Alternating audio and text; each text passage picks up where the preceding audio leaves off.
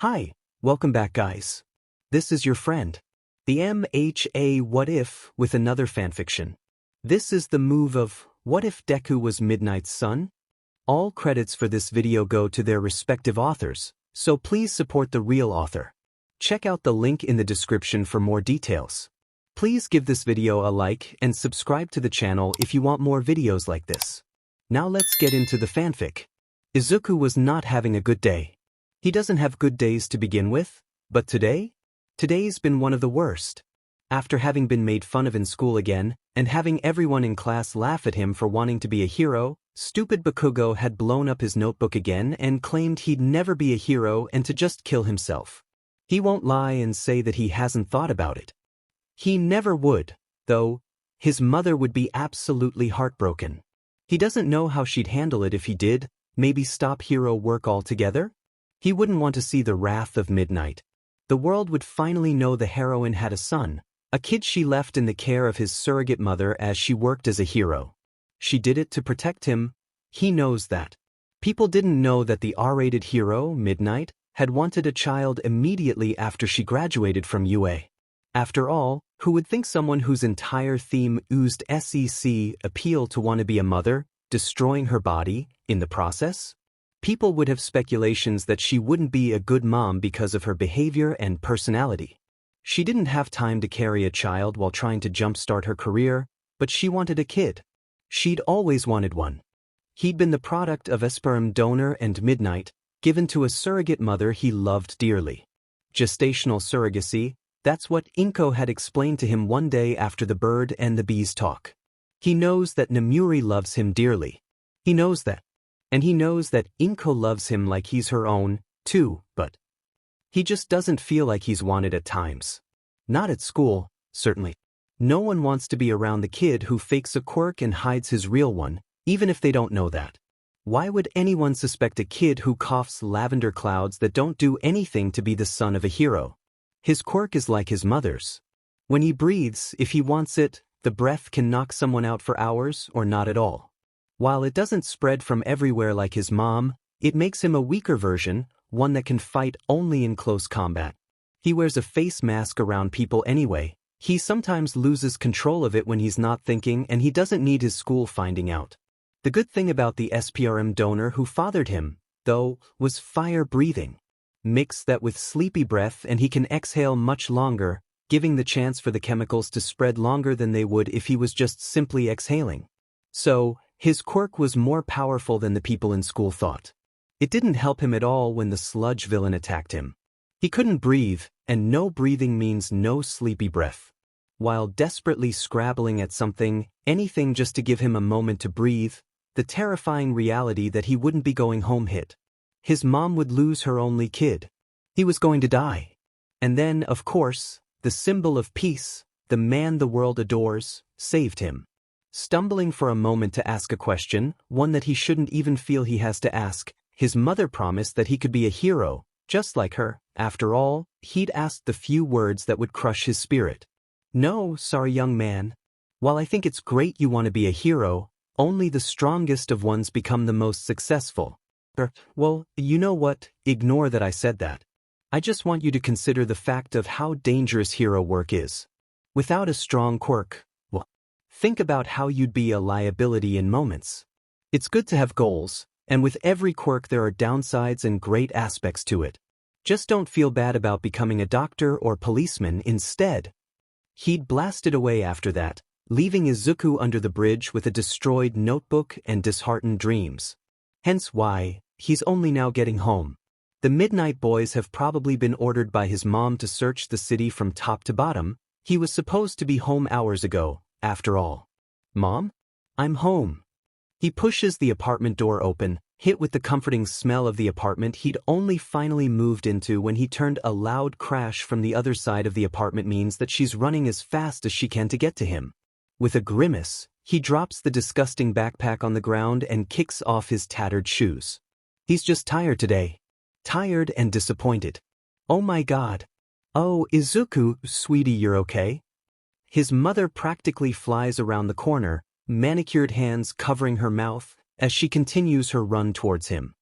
He sees the way her eyes flick from the sludge caked in his black hair to the scratches on his face and the singed shoulder. He sees the anger start to swirl in the blue eyes he inherited as one hand gently reaches up to brush some dirt off his cheek. Darling, what happened? Because I'm not letting this go on any further. I did what you wanted and didn't get involved, but Izuku, you're getting hurt. You're getting hurt, and as your mother, I shouldn't let that happen. It's nothing. He tries to brush past her, but with a quick flick of the wrist, his mother's got a hold on him and she's not going to let go. Not until she gets answers. Izuku, I asked what happened.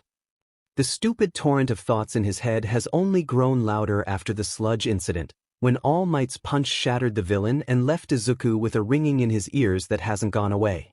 Bakugo's stupid words, the laughs of his classmates, the way the teacher looked at him with pity at school, because he hasn't shown the true power of his quirk, so he's protected.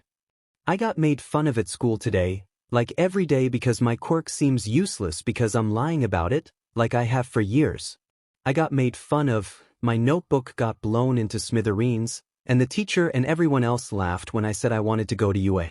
And to top it off, when I was on my way home, I got attacked by a sludge villain who tried to drown me with it. I couldn't breathe and I thought I was going to die. All Might showed up and saved my sorry butt. And the first thing he does when I ask if someone with a weaker quirk can be a hero? Nope. Only physical, powerful quirks are the most effective. Be a police officer instead.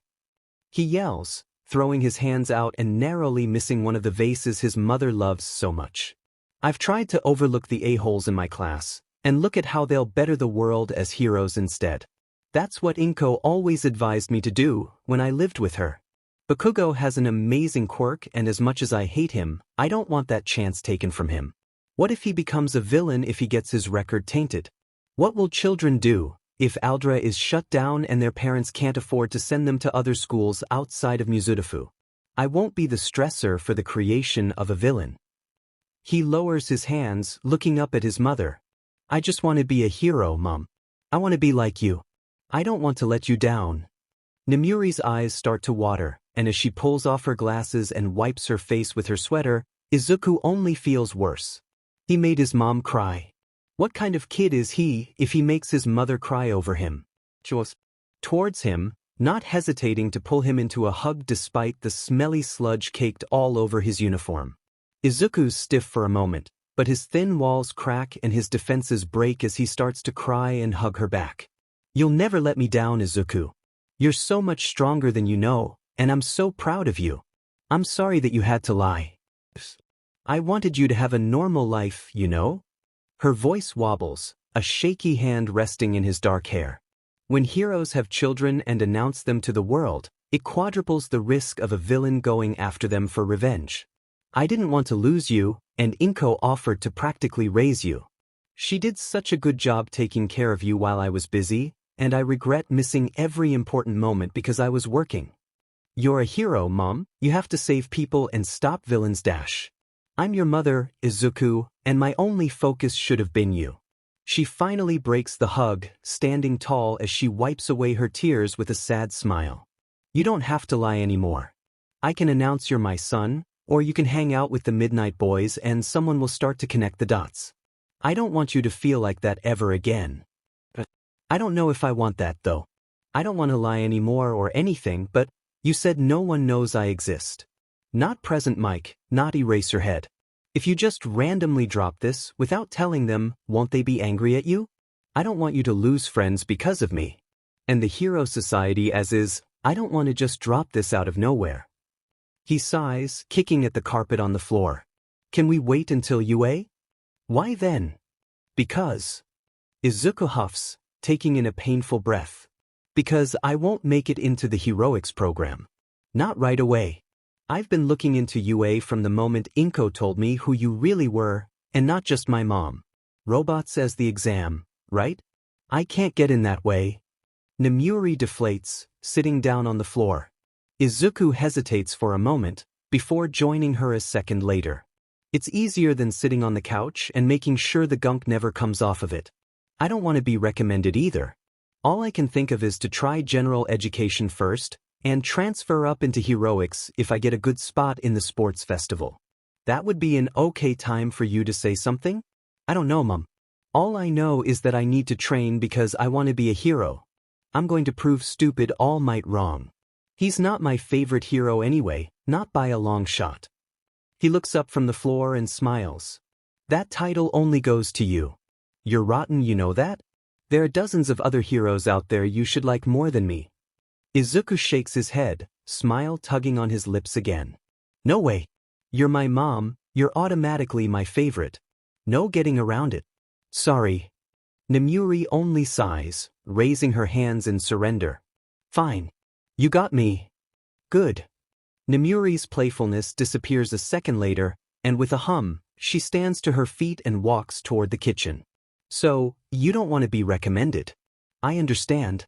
You'll be accepted into general without a doubt, I'm sure. But before we can even think about that, you'll need to train harder to get in shape. I know you're exercising now just to keep up with the Midnight Boys, but I'll have to ask them to amp it up. You can't get into you looking like a stick. What will that say about my parenting? It's not my fault I got your body physique. Gosh. You'll train with the Midnight Boys, and when you get into UA, you'll continue training with them. She continues to scribble, tongue sticking out as she loops through the words. I'll have to get coffee with Eraserhead and Present Mike before the school year starts.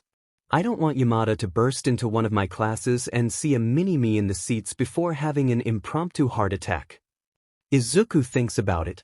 He does look like his mom, more than he did when he was a child, certainly. If Present Mike came busting into the room and saw him, he'd connect the dots in a few seconds. He wishes he could have met them as a kid, but Nemuri couldn't allow it. He'd lived at Inko's most of his life, and whenever the two heroes came over now, he'd slip out to Takahashi's, his favorite of the sidekick team his mom employed. Actually, you know what? Why not just invite them over now? It would be easier for us if I explain now with you here. What? No. I can't meet Eraserhead or Present Mike now. I'm covered in sludge, I smell terrible, and he looks around, desperate for another flaw he could use to his advantage. The kitchen isn't clean. How can we let pro heroes into our apartment if the kitchen is a disaster? Well, they'll have to come by another day. Nemuri PPS an eyebrow at her son's antics, lips twitching into a smile as Izuku continues to ramble and panic. Go get in the shower, I'm cleaning the kitchen. You'll just have to not be a fanboy and be prepared for Yamada to scream and probably pass out. Izuku tries to protest, but with her signature mom look, he sighs and starts to trudge out to the bathroom. She can only watch as he passes through the doorway. He's getting taller. She loves her kid and she's proud of him. Maybe she didn't make the best decisions, but she's human. She did what she thought was best for her kid. You can't ask for more than that. Yamada? Can you and Aizawa come over in about an hour? I kinda have something important to tell you both. Izuku finishes ruffling his hair with a towel, humming some song as he peers into the mirror. The scratches aren't going to leave permanent marks, thankfully. It would be the one flaw on his face that prevents him from looking exactly at his mom. Looking at pictures from her high school days, he couldn't find a difference. He even has a beauty mark like her, one that he's proud of. Scratches would ruin that. Only bad thing that comes with looking like his mom, and having her genetics, is that his vision isn't the best. Wearing contacts at home is an unnecessary pain that he refuses to deal with, so glasses it is. Whether or not he uses either ways, he's still got terrible vision, and it's a curse that can't be fixed. It's not that bad, anyway, just annoying. Enough looking in the mirror though. He pulls the random t-shirt on, humming the same melody as he walks out of the bathroom and into the cold air of the rest of the apartment. He's pretty tired. If his mom was serious about inviting his two favorite heroes, the two that she's friends with, he hopes they arrive soon. Fighting for your life can wear you out, surprisingly. Hands lightly tracing down the hallway walls, he walks through the decorated area while following the light of the living room. Today was bad, and the talk with his mom was even worse, but he feels better. After getting it off his chest, he doesn't hurt as badly anymore. He knows his mom is trying her best, and as a hero with an image that she has to uphold, there's only so much she can do. And she was just trying to protect him. Yawning, he steps out of the hallway and starts to cross the wooden floor toward the kitchen. Only to realize that his mother and the two heroes were on the couch, each staring at him with varying levels of shock before nervousness cracks his mother's pitiful mask. So, I have a lot to explain, but her voice is high because she's nervous, as Present Mike frantically looks between the two. I'm Izuku Kiyama. Please don't be mad at my mom. She only kept me a secret to protect me. The words fly out before he can filter them properly, each one higher pitched and stressed than the last. Damp hair flops forward as he attempts a shaky bow, glasses sliding down the bridge of his nose. Present Mike looks between the two of them again, unbelieving gaze flying from the sheepish Nemuri to the trembling boy bowing beside her, to Aizawa. You broke him. Thanks a lot. The last thing Nemuri expected was for Izuku to appear in the living room. She'd shot him a frantic text to not walk out here, but her guess is that he didn't have his phone. He'd stumbled into the living room, and the look on his face and Yamada's was almost comical. And then he spilled everything. What? What the foo dash? Yamada is cut off by a hand slapped over his mouth, as Aizawa's gaze flickers over to Izuku. He's a kid, idiot. Watch your mouth. As I was saying, I know I have a lot to explain, and Nemuri cuts in before Yamada spontaneously combusts, gaze dropping to her lap, nails chipped of polish from her nerves. You have every right to be angry with me after I talk. I did some things that probably weren't the best, but I thought it was the best way to protect him.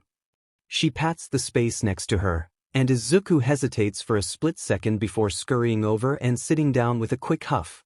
I wanted to be a parent as soon as I graduated. I've always wanted to be a mom, and I know how uncharacteristic that sounds coming from me, but it's the truth. I knew, however, that as soon as I graduated, that I couldn't become a mother the way most people do. I had to make sure my career, my life as a hero, was secure before I could even consider bringing in a new life. So, I looked and I found a surrogate willing to help. She sighs, hand reaching up to brush away stray hair from her eyes. I should have told you too, and I'm sorry. But as an expectant mother, I knew that I had to protect him above everything. I didn't want to bring him into the world of heroes. I didn't want him to grow up in spotlight and have people wanting to try and kidnap him. My entire persona at that age was SEC appeal. If I brought out a kid into it all, I wouldn't have been able to keep my career. I know I should have told at least you too, but in a scenario where anything happened, I wanted no knowledge of my son to exist. The only ones who know are his surrogate mother, who raised him while I worked, and my sidekick team because when he was older, I couldn't leave him with Inko all the time. Izuku leans against her shoulder, troubled eyes searching hers as she pecks his forehead quickly. I understand if you're angry. We're close friends and I should have trusted you with this. You probably could have helped me raise this stinker better. You raised me just fine. You and Inko both. Izuku cuts in, before she can say anything else self-depreciating. So. God, hold on. I need a minute. Just a minute. Yamada rests his head in his hands, blonde hair inching out of the hurried bun he'd put it in. This is just a lot to take in. Nemuri, you're a... And he looks just like you. The yell shakes a few of their dishes, and Izuku winces as one of the vases falls to the ground with a crash and shatters. That was one from China, bummer. You aren't angry? Neither of you? Irritated, maybe, but the world of heroes is different for me than you. I understand why you'd want to protect him and keep him away from the life you live. You're a parent, it's your natural instinct to protect him. I didn't ever think this would happen, but no, I'm not angry. Shocked, concerned, maybe, but I know you acted the best way you know. I couldn't be angry at you for that. Aizawa says, voice gentle as Nemuri's eyes start to water. Shoyuda, I don't just deserve forgiveness just like that. We're best friends, we have been since school, and I kept something about me secret from both of you for years. What would have happened if I died in duty? Inko would be slammed with raising him fully. If I'd told you earlier, and something had happened, he would have had someone to go to. But nothing happened. You made the right decision off the top of your head. And I'm not here to judge you for that, I'm your friend, not your interrogator. He rolls his eyes, So shut your mouth with your self-depreciating talk because from what I can see, your kid loves you and you raised him right. Kankiwai. And you're back. He sighs, rubbing his temples before turning, unimpressed gaze snapping to Izuku. What do you want to do in life, kid? Izuku startles to attention, posture going stiff as his eyes scream panic. Well, I want to be a hero. I don't have one of the best physical quirks out there, like, at all, but I still want to be a hero like my mom. Putting people to sleep doesn't seem like much, but I'm going to make it something powerful, just like Mom did. Aizawa opens his mouth to ask another question, but Izuku's beaten him to it. From what I know now, my quirk is basically just like my mom's. All that's different in the way it's released is that I can only breathe it out through my mouth, but its effects are the same. I put people to sleep, and from what we've been experiencing with. His face goes dark, fingers clenching the fabric of his breathes. I can make them sleepwalk and control what they do while they're asleep. I don't know if my mom could do anything like that, but that's what somnambulist literally means. Sleepwalking, sleepwalker. They snap out of it whenever the sleep aroma wears off, or if they're woken up. It's not a very nice quirk, in aspects like that. Nemuri sighs, ruffling his hair once as Aizawa goes quiet. Yamada looks like he has a million questions he's dying to ask, but before he can, Aizawa asks something else. Where are you planning on going if you want to be a hero? Oh, I'm shooting for UA. I certainly won't pass the heroics entrance exam, but I'm going to go through general education first. After that, I'm going to win the sports festival, and I'm going to transfer into one of the heroics classes, so. The fierce look in his eyes takes both pro-heroes back to their high school days, when Nemuri first found them on the roof. Be prepared for if I land in your class. The silence that follows is only a few seconds long, before present Mike chimes in enthusiastically. The little listener has got some serious spunk. Oh, kid, the stories I have to tell you about what your mother got into at UA. Oh, the memories. She was something else, always infringing rules, and her first hero costume, phew. She was the reason they had to enforce costume regulations. I'm sure she hasn't told you any of the things we got into as kids, no siree, but lucky you, I remember a lot. He yells, fists punching the air in excitement. Izuku's confidence melts away almost instantly, but the curiosity stays as a little mischievous fire sparks in his eyes. I'm always down to hear more stories on what she did. Nemuri rolls her eyes, before standing to her feet and walking towards the kitchen. She doesn't have to look back to know that Aizawa is following her. She feels like he's the one who deserves the apology the most. Once they're out of sight of the two, Nemuri collects her thoughts and turns to her old friend. Thank you for listening to him talk. Apparently he met All Might earlier, and it didn't go over so well. He didn't tell me the full extent of what was said, but I can't help but feel it wasn't what he needed to hear. He's been keeping the true nature of his quirk a secret at school. Well, not really. He just chooses not to apply it. So it's not really keeping it a secret, but dash. Nemuri. Aizawa rubs his temples, tired eyes shut momentarily. I'm not mad you didn't say anything. I tried to make that clear earlier. Your kid is right. He's not going to be able to do anything in the entrance exam because it's robots. I hate they changed the test, but there's not anything either of us could do about it, so don't you dare try to change it. It's illogical and could cost you your job.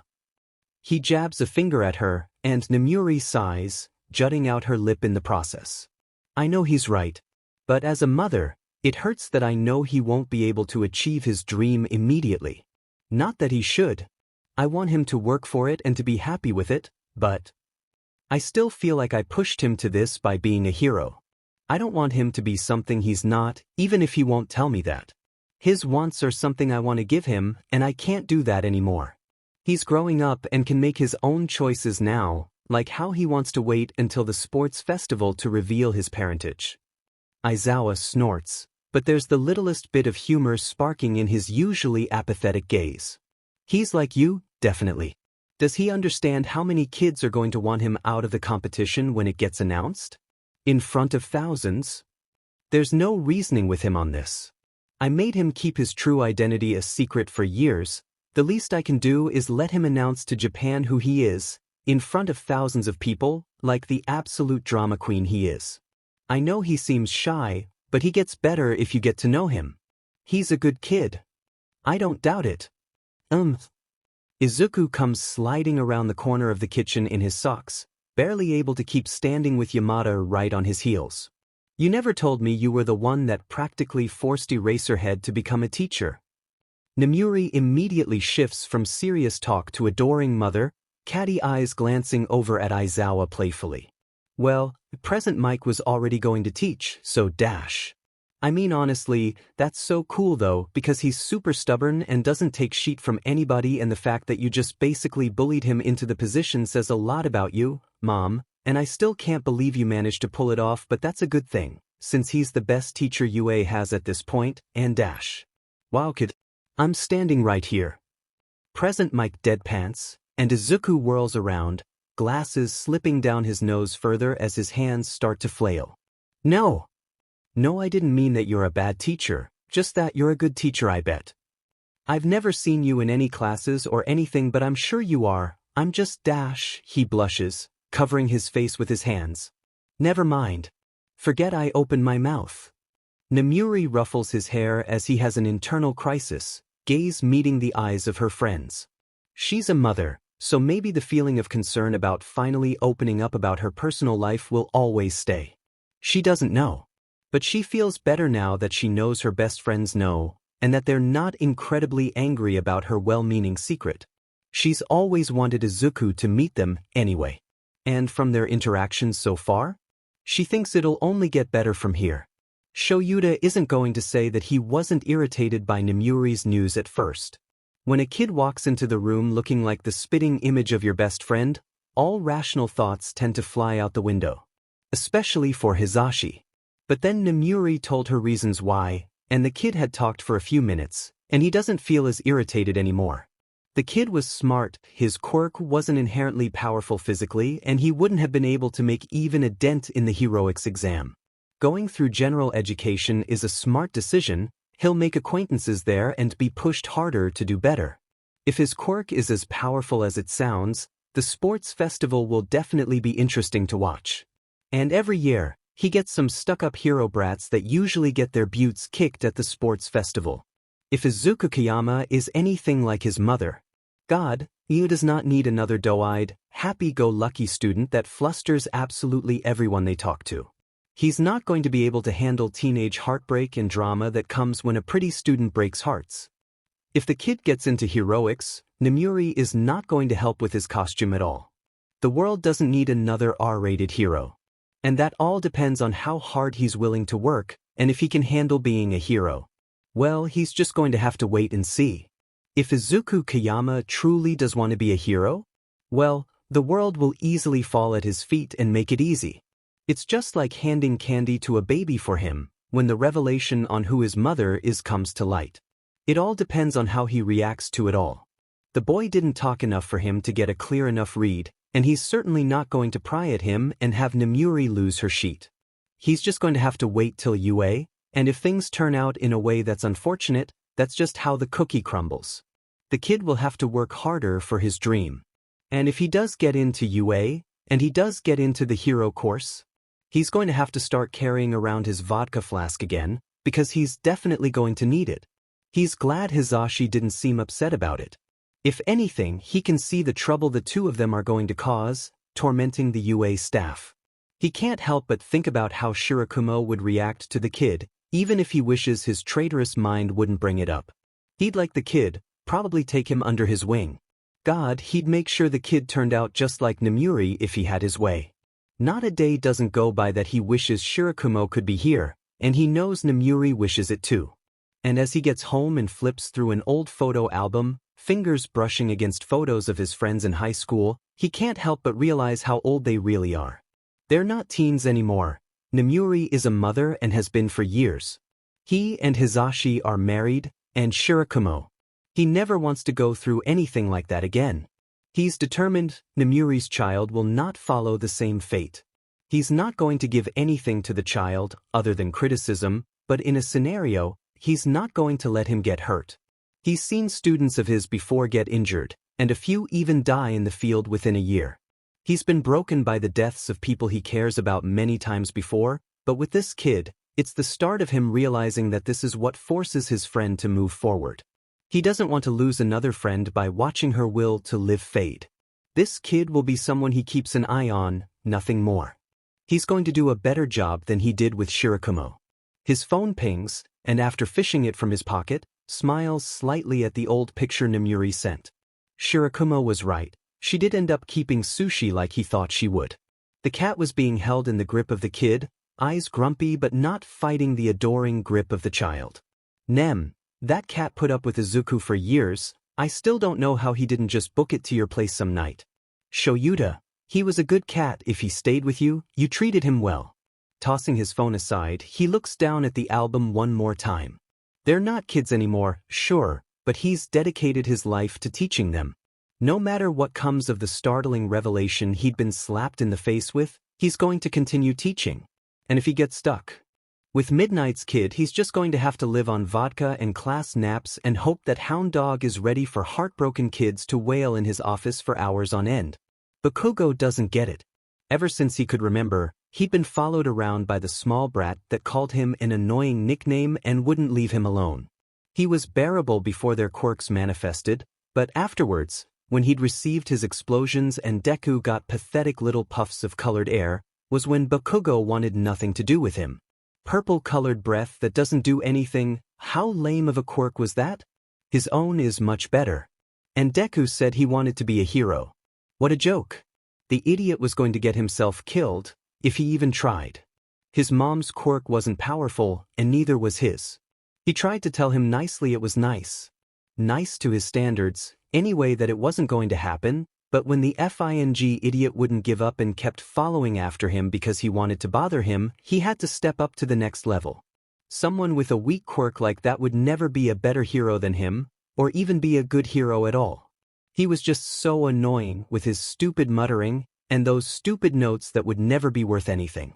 His persistence was childish, and after trying to beat it into him, he'd hoped it worked. He didn't understand how Inko put up with him as long as she did.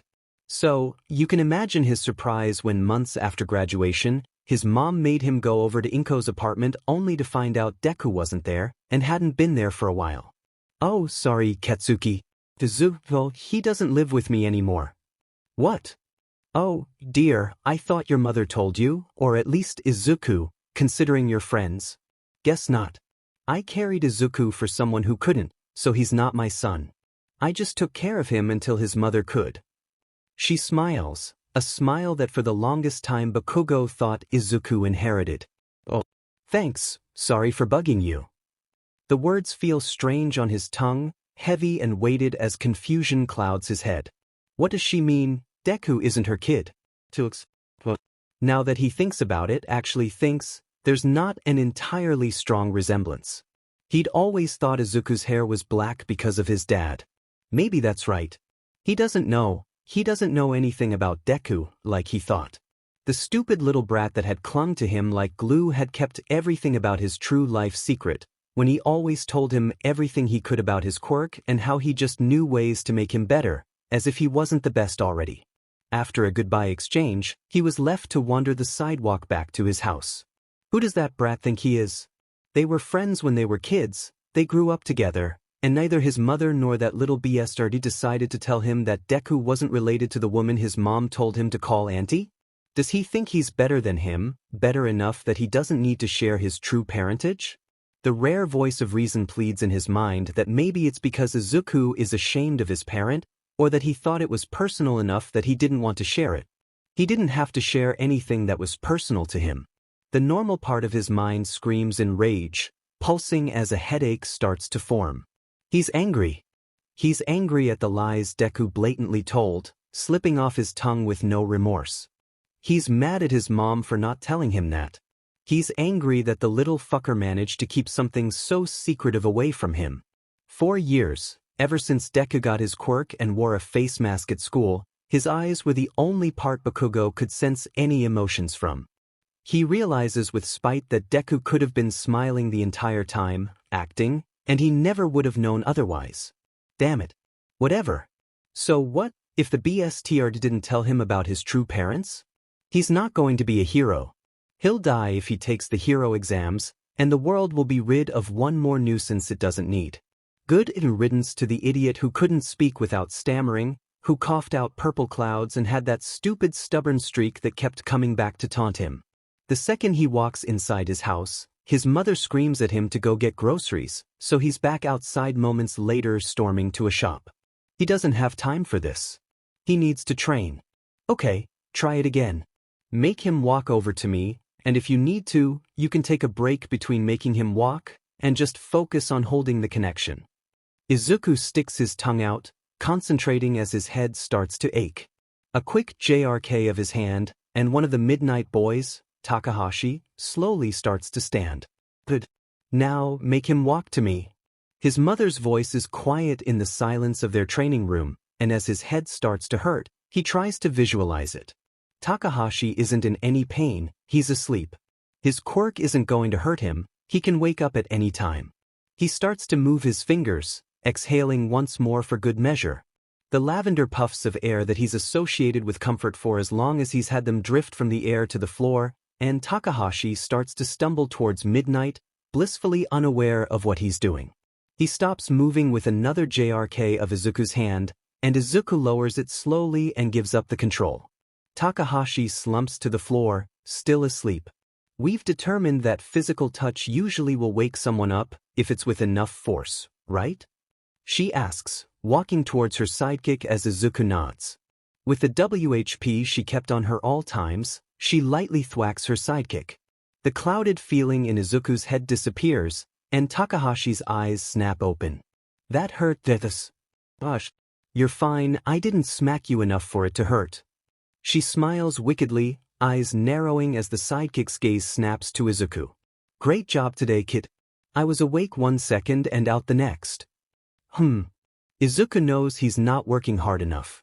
That has to be the reason he's having trouble with being able to use his quirk proficiently, and like he needs. He can breathe far longer than he could years ago, after hours of breathing exercise and research. So knocking people out isn't the issue. In a situation where he's trying to apprehend the villain, how is he supposed to do that when he knocks out even the people who are trying to help, if he panics? He can't spread different layers of sleep time with a single breath of air, and even then, the right person might not inhale it. If he could control the dream state properly, like he's been trying to do, God knows he could snap people into waking up immediately. Terminate his connection to the sleeping human brain, and the person will wake up with a gasp. He's been working, but there's really not anywhere he can go and he can't just practice on new people on the daily. His mom is immune to his quirk, and the rest of the Midnight Boys had grown resistant to the effects of his sleephold. He's never going to be a hero if he can't find a solution to this, to work harder. Do you want to stop for the day? His mom walks to him, eyes searching as he quickly shakes his head. I don't have time to slack off. Even if I'm only going in general education at first, I need to be at the top of my game. I need to announce myself at the sports festival. I have people I need to impress.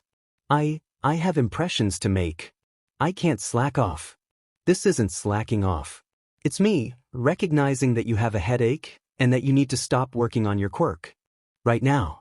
You have plenty of time until you go to UA, okay? It's good to want to succeed, darling, but if you hurt yourself in the process, where are you gonna end up?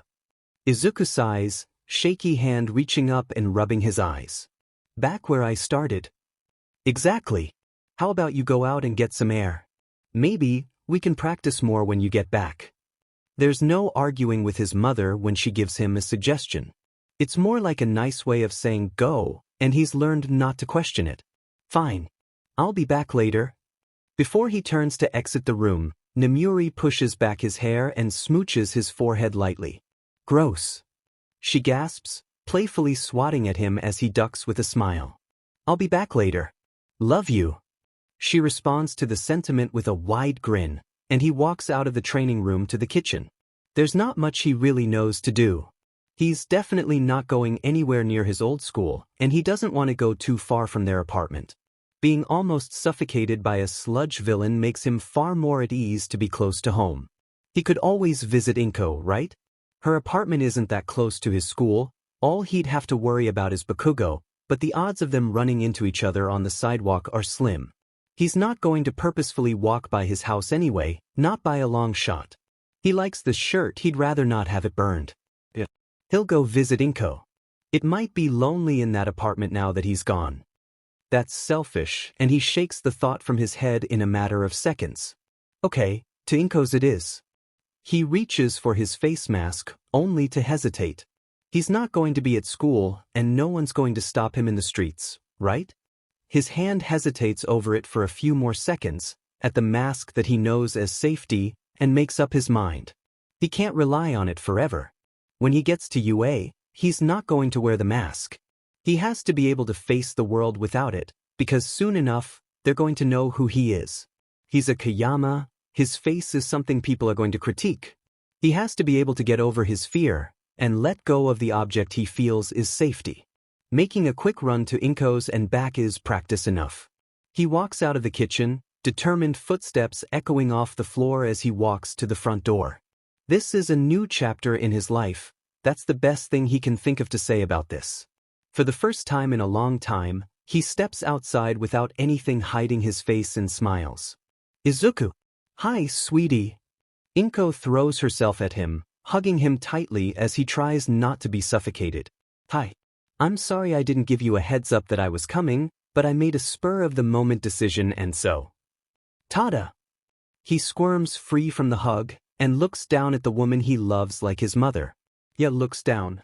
He's grown in the last few weeks, shooting up like a beanpole. His mother just laughed, blaming her own height for it, but he doesn't really feel like he can run to either for comfort anymore. The days of being able to look up at them as he runs into bedrooms at nights are over, and of course he's sad over it, but that doesn't matter anymore. How is Namuri? She asks, shutting the door behind the two of them. Izuku kicks his shoes off, following her into the living room he grew up playing in. She's good. She's already griping about how she's going to hate dealing with the staff at UA this year. I'm not supposed to say anything, but I doubt you're going to go preach it anywhere, but All Might is supposed to be teaching this year. Mom already says she wants to die thinking about it, you know how dramatic she is. Inko nods. She knows exactly how dramatic Namuri is, because Izuku is just as dramatic, if not worse. Not that she'd tell him that, but she has dozens of videos of him acting as dramatic as a child could be. You're planning on going to UA too, right? Izuku nods, the worried little feeling he'd been hoping would go away coming back full force. I won't pass the heroics exam, though. I'm not going to even take it. The best thing to do is just go through general studies and transfer into heroics later. A longer path, but hey, it's good for me anyway. Isn't Katsuki going to UA, too? Does that mean you'll be stuck in a class with him? Unfortunately, Inko's question is something he's been worrying about lately. Bakugo is obviously going to pass the exam with flying colors, and when Izuku himself transfers into heroics, it's possible he'll land in the same class. I don't want to think about it. If that happens, I'm just going to have to put up with it, I guess. He pulls his legs onto the couch, wrapping his arms around them. Worst case scenario, I can just knock him out for a little bit. I just hope the teachers don't hate me or anything if I do it. A hand slaps down onto the couch, and Inko sits straight in her fury. If they do, they're going to have to deal with your mother and I. And it won't be pretty. Izuku shivers. He doesn't doubt it. I love you, Inko. Oh, I love you too, sweetie. He leaves the apartment an hour later, hands in his pockets and eyes tired. The fatigue from earlier set in, and he can barely stop from yawning as he walks through the streets. Oi! Oh no! He recognizes that voice. Don't you even think of running from me, Deku? In his experience, it's best to do so and not head for the hills. He can't run home anyway.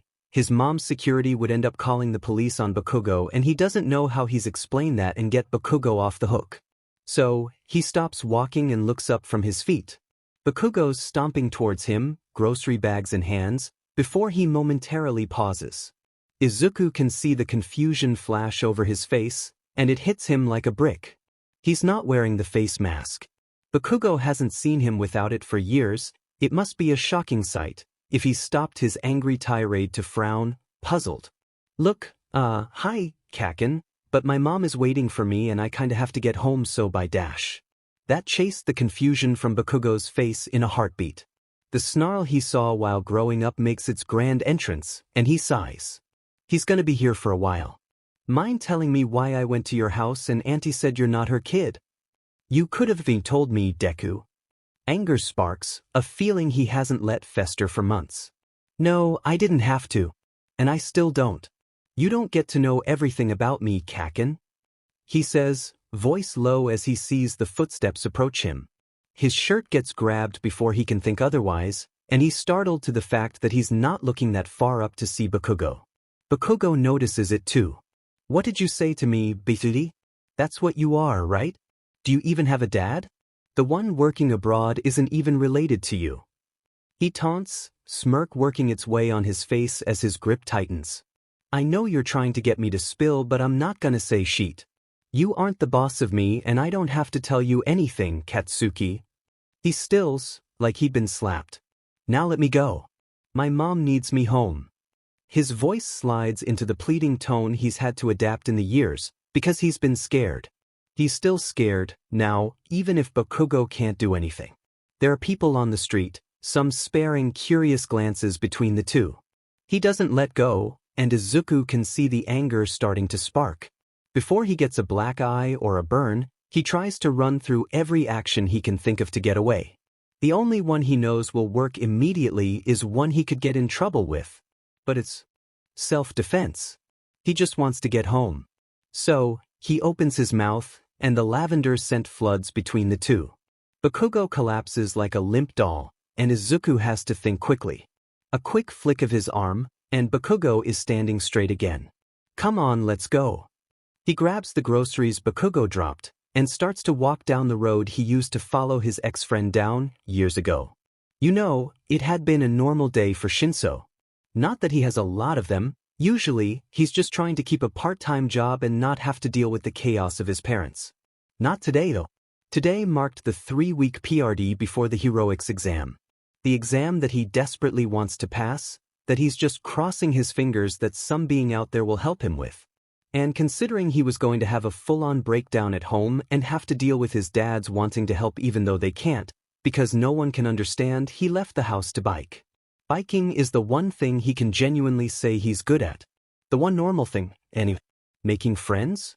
Definite no. Being likable? Also no. Being able to ride a bike and get out of his house is his only escape because when he's on a bike, he can forget what he's been handed by the universe. It's just him, the rush of wind, and his feet pushing the pedals. He's never been more thankful for his quick reflexes, too, because as he approaches a neighborhood, an idiot steps straight out in front of his path. He's barely able to stop pedaling in time, and the person jumps back with a shriek. What the f do you think you're dash? Oh my god, I am so sorry. The prettiest person he's ever met looks at him, hands flailing as he stumbles back onto the sidewalk. Shinso can't even form words. The boy, if he had to guess, is probably his age and dear lord. Black hair steals all the color from their surroundings, and blue eyes framed by dark lashes peer up into his own. It's enough that he feels his face start to flush immediately. Those stupid eyes look worried, and he finally manages to tear his gaze away before he ends up getting lost in them and screwing up his words. Strangely, he gets the slightest feeling he's seen this guy before. Deja vu is a weird feeling, and he knows he's never met this person before. He'd definitely remember it. The boy blinks up at him, and Shinso looks back at his worried face that screws into a grimace as he waits for his answer. He has a beauty mark. The boy's eyes glance towards the ground, cheeks pink, and Shinso realizes he's been staring. His mind finally decides to stop being gay, and the words fly from his brain to his mouth before he can think otherwise. Just watch where you're going. The boy's gaze snaps back up to meet his, and he sheepishly laughs as his shoe scrapes across the concrete. I really am sorry, I'm just tired and I wasn't looking where I was going, which I really need to do. I'm Kiyama Izuku, again, I'm so sorry. Shinso Hitoshi. Just be careful from now on, don't get yourself killed. His mind is racing 1,000,000 miles a minute and he's actually about to pass out if he doesn't get away from here fast. Maybe he can talk to him, get his number? There's a cat cafe a few minutes away. He needs to visit the cats again. He knows Maki would be happy to see him. But what if Kayama doesn't like cats? That could ruin everything. He doesn't even know how to go about with this entire situation. Reality hits him like a slap to the face, though, when he hears the word quirk from a passerby on the street. This guy wouldn't even be talking to him if he knew what his quirk was. No one does. There's no use in thinking about what could happen when life has made sure he'll never find someone willing to listen or not fear him. He's had so many reactions through the years, and they were all similar. He doesn't want to go through that again. Not today. Feet aching, he starts to push off, but the boy grabs the handles of his bike. Can I, get you a coffee considering I almost caused an accident and probably would have killed your bike? Shinso wants to say yes. He really does. Kayama seems nice, and he's pretty, but that's not the reason it's not. But he's not going to befriend someone, just to have them leave. He's not going to put his feelings on the line again. No. My parents want me home. Kayama's hopeful smile drops, but a smaller, resigned one appears a second later. He starts to pedal away, and Kayama yells again for good measure. Maybe we can meet up another time, I don't know. Be safe, Shinso. Shinso won't look back, even if he wants to. This was just a roadside encounter, one that he'll forget about in a few days. Nothing could have come from this anyway. Nothing ever does. Izuku watches the guy with great hair bike away, and he feels pretty proud of himself. Not proud of the fact that he almost got hit by a bike. He's not proud of that. But he talked to someone without his mask on and he didn't screw up. That's a good start. He can't help but wonder if something was wrong though. If someone stepped in front of his bike, sure, he'd be irritated like Shinso was, but something else was wrong. He seemed willing to talk to him for a few seconds, but then biked away without another thought. Hopefully it wasn't something he did. Coffee is never anything offensive, right? He shakes his head, clearing the thoughts away as he continues to go home. There's no way he's going to be able to train tonight, not after having to exhaust his quirk while walking stupid Bakugo back to his house. The best thing to do is just go home and sleep this off. He doesn't have time to dwell on 5-minute interactions, not when he's got a plan he has to follow with multiple steps that still make his head spin. He doesn't have much longer to prepare, and the sports festival happens so soon in the year that he has to make every second count. It doesn't matter that the sports festival isn't the only shot into the hero course. He doesn't know if he could uphold the almost perfect grades required for a transfer. That's happened so few times in UA history that he doesn't want to try and risk it. He starts to run, huffing as one foot goes in front of the other. He needs to make his mother proud. Coffee with dudes you almost give heart attacks will just have to wait until after he's in the hero course. It's foolish to think that out of every passerby he runs into that they might want to go to UA, but he can't but help wondering about it anyway. Shinso Hitoshi, a name that matches the mystery around him as he biked off. Izuku wants to know more about him, but given the fact he wouldn't even stick around, he's not sure if that would have happened. He can't do everything he wants. His mom is worried enough as is. His dreams take a dark turn as the day approaches. Normally, sleep hasn't been an issue for him. Despite his mother's bloodline and quirk, sleep was as easy as it was for everyone else. Insomnia was new and scary if he's being honest. He hates dreams. Dreams trap you, and sometimes, you can't make them end. Being trapped in your own head for an indefinite amount of time, with whatever the human mind creates, is terrifying. And lately, he's been having dreams about everything falling to pieces around him. His mother leaving him, the world rejecting him, everything he's ever held dear turning to dust. Failing this exam, ruining his chances to go further and show the world what he's made of.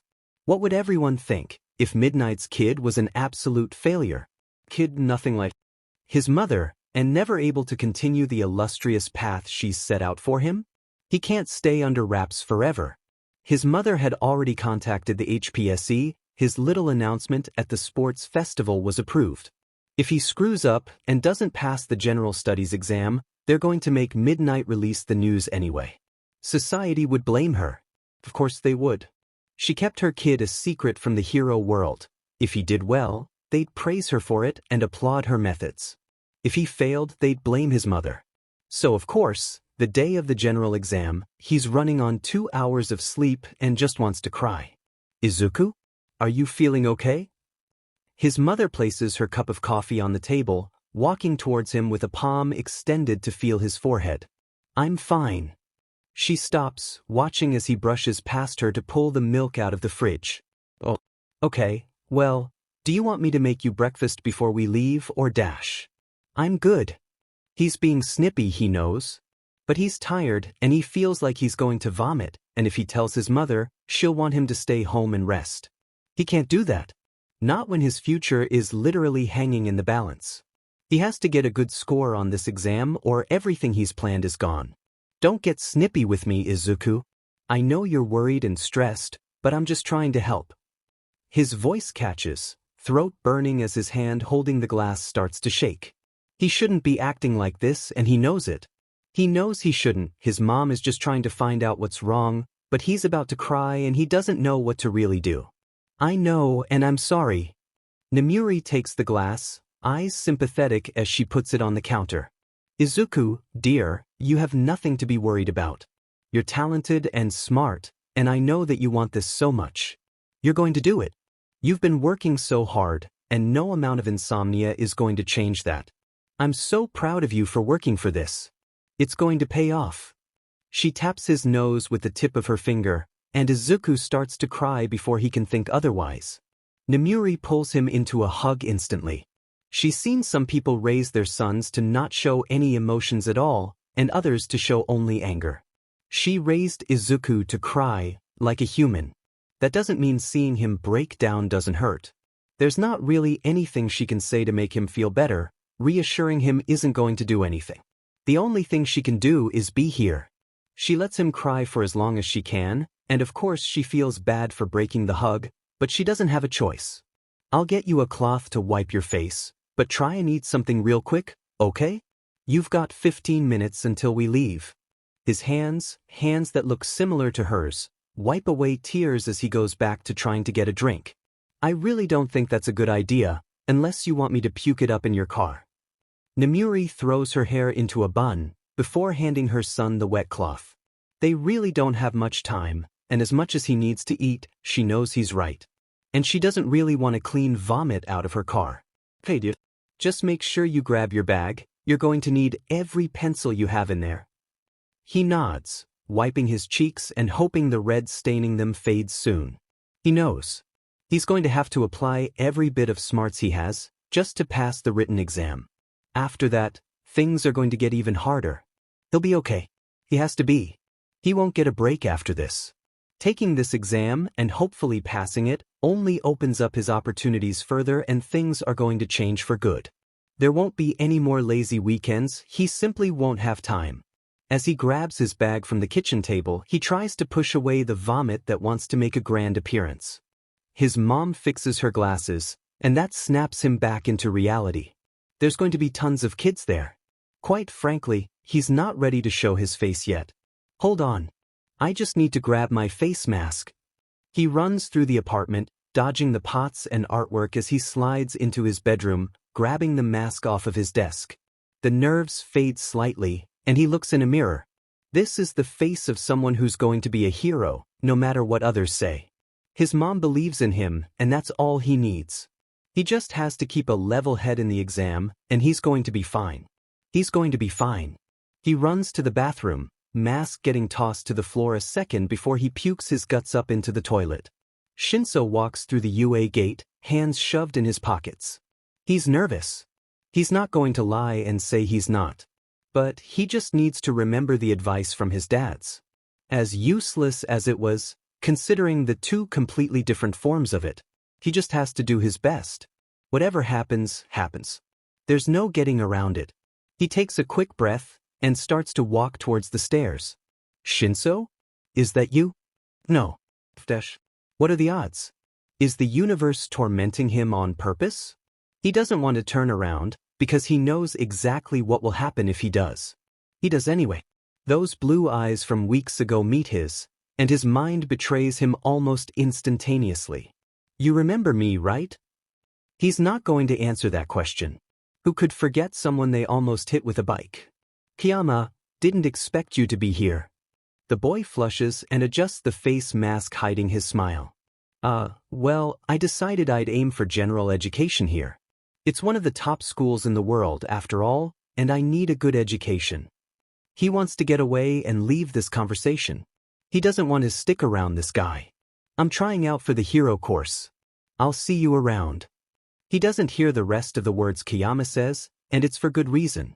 If he has to sit next to him during the written exam, he very easily might end up either exploding from irritation at the universe or just die because his nerves and bitter resentment are at an all-time peak. It's going to be fine. Absolutely fine. Kiyama runs, stopping beside him, and from what he can guess, smiles. He has to do everything to hold back a groan and not bash his head against one of the walls. He thinks it was a chore. Nizu had never been a teacher, but he knew the pain and gripes of his staff. The alcoholic drink corner of the teacher's lounge grew as the years passed. Being a principal was far easier, he supposes. He's not personally responsible for the growth of UA's students, but he does make sure that they're protected and that the school earns the income and respect it needs. There are always going to be flaws in work, things you don't enjoy. The Hero Commission hounding him for updates on the classes is one of them, along with the almost constant media pressure. But, seeing the students of UA start off like little cygnets, walking through the doors with wide eyes and smiles, to watching them emerge from UA like swans, confident in their powers and willing to try and save the world. That's why being a principal is worth it. He loves seeing the true potential of the students. He notices it in the first years, when he goes through the files. This year's batch of first years has incredible potential. He'd noticed it upon watching the physical exams. The written exams, though? That's where the geniuses are found. And this year? The highest score, an almost perfect 98, had him as shocked as a genius could be. What shocked him further, though, was the name of the boy and his picture. His eyes run over the picture, and he immediately recognizes those eyes. Oh, these next few years are going to be absolutely magnificent. Reaching for the PA system, he presses the button once. Kiyama? Could you come to my office? The woman is at his doorway in minutes, purse slung over her shoulder and a nervous smile on her face. She knows exactly what this is about. He can see it in her eyes. Come sit down. Would you like some tea? Midnight declines, inching towards the seat with her hands tightly clenched. As she sits, Nizu hums, paws holding the folder. This student in general studies is very similar to you. I'm intrigued. His quirk, his looks, his name. That's because he's my son. You know that already, though. She cuts him off, fingers tight around her purse. This information has to hurt to bring up, especially after keeping it secret, like he can only assume. He places the file down, looking back up at Midnight. That I do. If you don't mind my inquisitive side, why didn't he apply for heroics? It's something he wonders about. The child's quirk is like his mother's. It's a powerful one, certainly, and although he knows that the kid wouldn't have passed, he still wants to know. Midnight snorts, hands relaxing. Why do you think? He would have failed the exam anyway. He's already got his plans in order. And I didn't tell him about the exam. That's giving him an illogical boost. She sniffs and looks sheepish for a few moments. He overheard a few of my sidekicks gossiping about it because I informed them on what Izuku needed to be trained in. I see. The woman across from him sighs, one hand brushing through her hair. I know you have questions. I'll answer the most obvious. He doesn't want to take advantage of my hero status or be revealed as my son yet. He's got a plan for that too. I need you to approve this as well. She pulls a folder from the purse, slamming down a form on the desk. The Hero Commission wants to know that you're aware that UA will receive a lot of attention once his parentage is revealed. The sports festival is where it's going to be said, nothing special, or big, or anything. Just Yamada announcing that he's my son in normal fashion. Nizu starts to scan through the fine print, reaching for his teacup. He sounds like a clever boy. I take it, then, that he conceals his face in some manner? It doesn't take a genius to spot the similarities between the two of you. He's worn a face mask throughout his school years. I don't know what he's going to do here, that is his choice, not mine. Nizu stamps the bottom of the paper, sliding it back to the teacher. I look forward to having him at this school. I believe the boy has a plan for the sports festival that few students succeed at, am I right? Midnight takes the paper, giving the principal a smile. You're just going to have to wait, sir. He won't disappoint, though. He sips his tea, smile growing as he glances down at the file again. I don't doubt it. The letter arrives at his doorstep, and Hitoshi knows he's failed. He barely got any points, anyway. He heard a few of his old classmates murmuring in class. One had a brother accepted into the hero course, and he'd received a heavy envelope with a projector in it. All he got was a paper-thin letter, and a look of sympathy from one of his dads. He takes the letter to his room, nausea and tears pulsing at the edges as he sits on the floor, fingers running over the envelope and loopy font. Fingers trembling, he rips through the seal and pulls out the letter. Shinso Hitoshi. Thank you for applying to the heroics course. However, due to the points system, the 4 villain points were not enough. The 12 rescue points boosts you to 16, but sadly, that isn't enough. Thank you for trying. However, you also applied for general studies, and I am proud to announce that with a 90%, you've been admitted into the course. Welcome to UA, and we hope your years here are beneficial. Best of luck in this year. Principal Nizu. The stupid tears fall down his face before he can do anything, hitting his hands and the letter in one go. They're hot, stinging the cuts on his hand as well as the ones in his soul. He could have done better. His quirk, the stupid exam. It's like the universe has doomed him to failing and to suffer. The letter rips, the paper screeching in its own way as the perfectly typed letters get ripped down the middle, pieces falling to the ground in silent succession. Hitoshi looks down at the letter pieces with swimming eyes and crawls onto his bed, pulling one of his pillows to his chest. The stupid tears he always tried to hide break full force, coursing down his cheeks as he hides in his dark room. He doesn't want to give up. He's not going to. What UA did, and screw their stupid exams. He's going to be a hero, regardless of the consolation prize they've tossed at him. General education is where he's going to end up for now, but he's going to change that. You can transfer into the hero course if you win the sports festival, right? That's what he's going to do. No one is going to get in his way, and no one is going to stop him. He's going to win and get into the hero course, and show those idiots how dangerous a mental quirk can be. His plans for the future don't stop the pain of now, though. His tears don't stop streaming, and his lip won't stop trembling, but he's alone, so it's not like it matters. The silent cry that racks through his body leaves him gasping for air, snot and tears making a mess of his face. He's never looked at how he cries. He can only assume it's not a pretty sight. His crying makes him tired again, for the first time in a while. There's no fighting it, it's better to try and sleep than to make it worse. He doesn't want to see his dads right now, either. If they see him cry, he's never going to forgive himself. He doesn't want sympathetic looks, or words of condolence. He just wants to be left alone. He finally lets sleep win, pulling him away to a place where he doesn't need to worry about his future. He doesn't see his door crack open, or the worried face of his dad peep in, only to deflate at the scattered pieces of paper on the floor. He doesn't see him turn to his other dad, tears stinging his eyes because they want their son to succeed, and to know he was crying and wouldn't turn to them hurts. The door is shut quietly as not to disturb him, and he's left to his dreams. Mom? I'm in my room if you need me. Not waiting for his mother's reaction, Izuku shuts the door behind him and clutches the letter to his chest. He did it. It may not seem like much, not now, but it's everything to him. He's going to go to UA. He made it. He's closer to being a hero than he was before. He hates to think about how simple it would have been just to have Midnight recommend him, but he wants to do this on his own. Holding the letter tightly, he scans through the words again. Kayama Izuku. Congratulations. With a 98%, you've scored the highest exam score in UA history. We welcome you to the general study with open arms, but the business course is open if you wish to transfer at any point. Also, please know that you are more than willing to come to my office. I have the yearbooks from your mother's years here on display.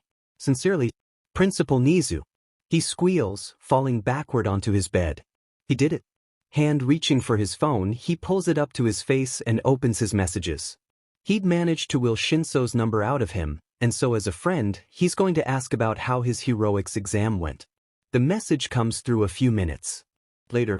Shinso, I fed up and failed spectacularly. I don't want to talk about it. Kiyama, oh, well, are you accepting the Gen Ed offer? Shinso, not like I have anything else better to choose. Shinso, as much as I don't want to talk to you. How did yours go? Kiyama, rude. And I got in. We'll be classmates. Isn't that great? Shinso, no. Izuku snorts, dropping his phone on the bed. He needs to get out of the house, or he's going to end up going crazy and possibly breaking a vase or two. And after seeing his mom's reaction to the one present mic broke, he still can't get over that present mic was in his house. He thinks it's smart if he doesn't break another one. Maybe he should go to a library or something. Reading is a good escape and could calm him down. His phone buzzes before he can think of anything else, and he squints to read the message. Shinso, I hate to ask but my parents are really getting on my nerves. Can I meet you somewhere for that coffee you promised when you were a fee idiot? Kiyama, OFC. Just send me a location, K? And DW it's fine, parents can get overwhelming. Hitoshi regrets everything. He should have stayed at home and in his room. He told himself not to get attached, to not make friends, because things won't end well. He doesn't want to see his parents, though. And if he'd stayed in his room, he'd have to come out to feed the cats eventually, and they'd pull him into a chat that he wouldn't be able to get away from. That's the last thing he needs, and it would be the one thing that would break him. Shinso. The happy-go-lucky person who'd decided to stick to him throughout the entire written exam has arrived, face mask on as he waves his arm excitedly. His heart speeds up, and he pushes away the stupid feeling away. He'll admit it, Kiyama is pretty, but that's not what he's here for. He doesn't need a relationship. They're not friends. Are you feeling any better? He pulls out the seat, flopping down as he splays his hands on the table. Right to the point. Well, he doesn't really know how to get around this, and as his hand goes up to his neck, he sighs. I failed the heroics exam, as I told you, because UA is biased and I hate it. Of course, only those with physical quirks would pass that exam. I'm stuck in stupid general education because of that. He huffs before looking up from the speckled table. Oh, I'm not saying you're dumb for applying to Gen Ed. Kiyama's eyes crinkle and he laughs. I didn't think you were implying that. What's your quirk? It's like cold water's been poured over him, and the breath's been stolen from his lungs. Here goes the only person who'd been willing to talk to him, and as unwilling as he is to talk to him at times, he still likes knowing he has someone to talk to. You might as well forget the coffee, you're going to leave as soon as I tell you. He admits, tired hand running through his hair. Kiyama leans forward, intrigue sparking in his eyes. Don't just leave me hang dash. Kiyama stops talking, blue eyes going white as Hitoshi miserably flicks the SW. When he lets go, he grits his teeth and waits for the words. Shinso, that is so cool. His eyes snap up from the table, incredulously looking at the other teen. It's a villain's quirk, though. No, it's not. Kiyama says, voice growing quiet. It all depends on how you use it. That's not what people think. He spits, bitter resentment rising in his throat. And how would you understand? Kiyama blinks, eyes growing dark. It's a look that Hitoshi finds unnerving. Because I don't have a heroic quirk either. Hitoshi doesn't even get the chance to speak, because Kiyama looks uncomfortable, fingers gripping the edge of the table. He regrets ever bringing this up. Putting people to sleep seems simple enough, right? Not too bad, it would be helpful in a hospital scenario. The black hair falls in front of his eyes, and Kiyama uses it as a means to hide from what he says next. Being able to control them in sleep? Well, that's what people would think as villainous. Hitoshi opens his mouth to speak, but Kiyama is full on chatterbox and is not done. And you know what?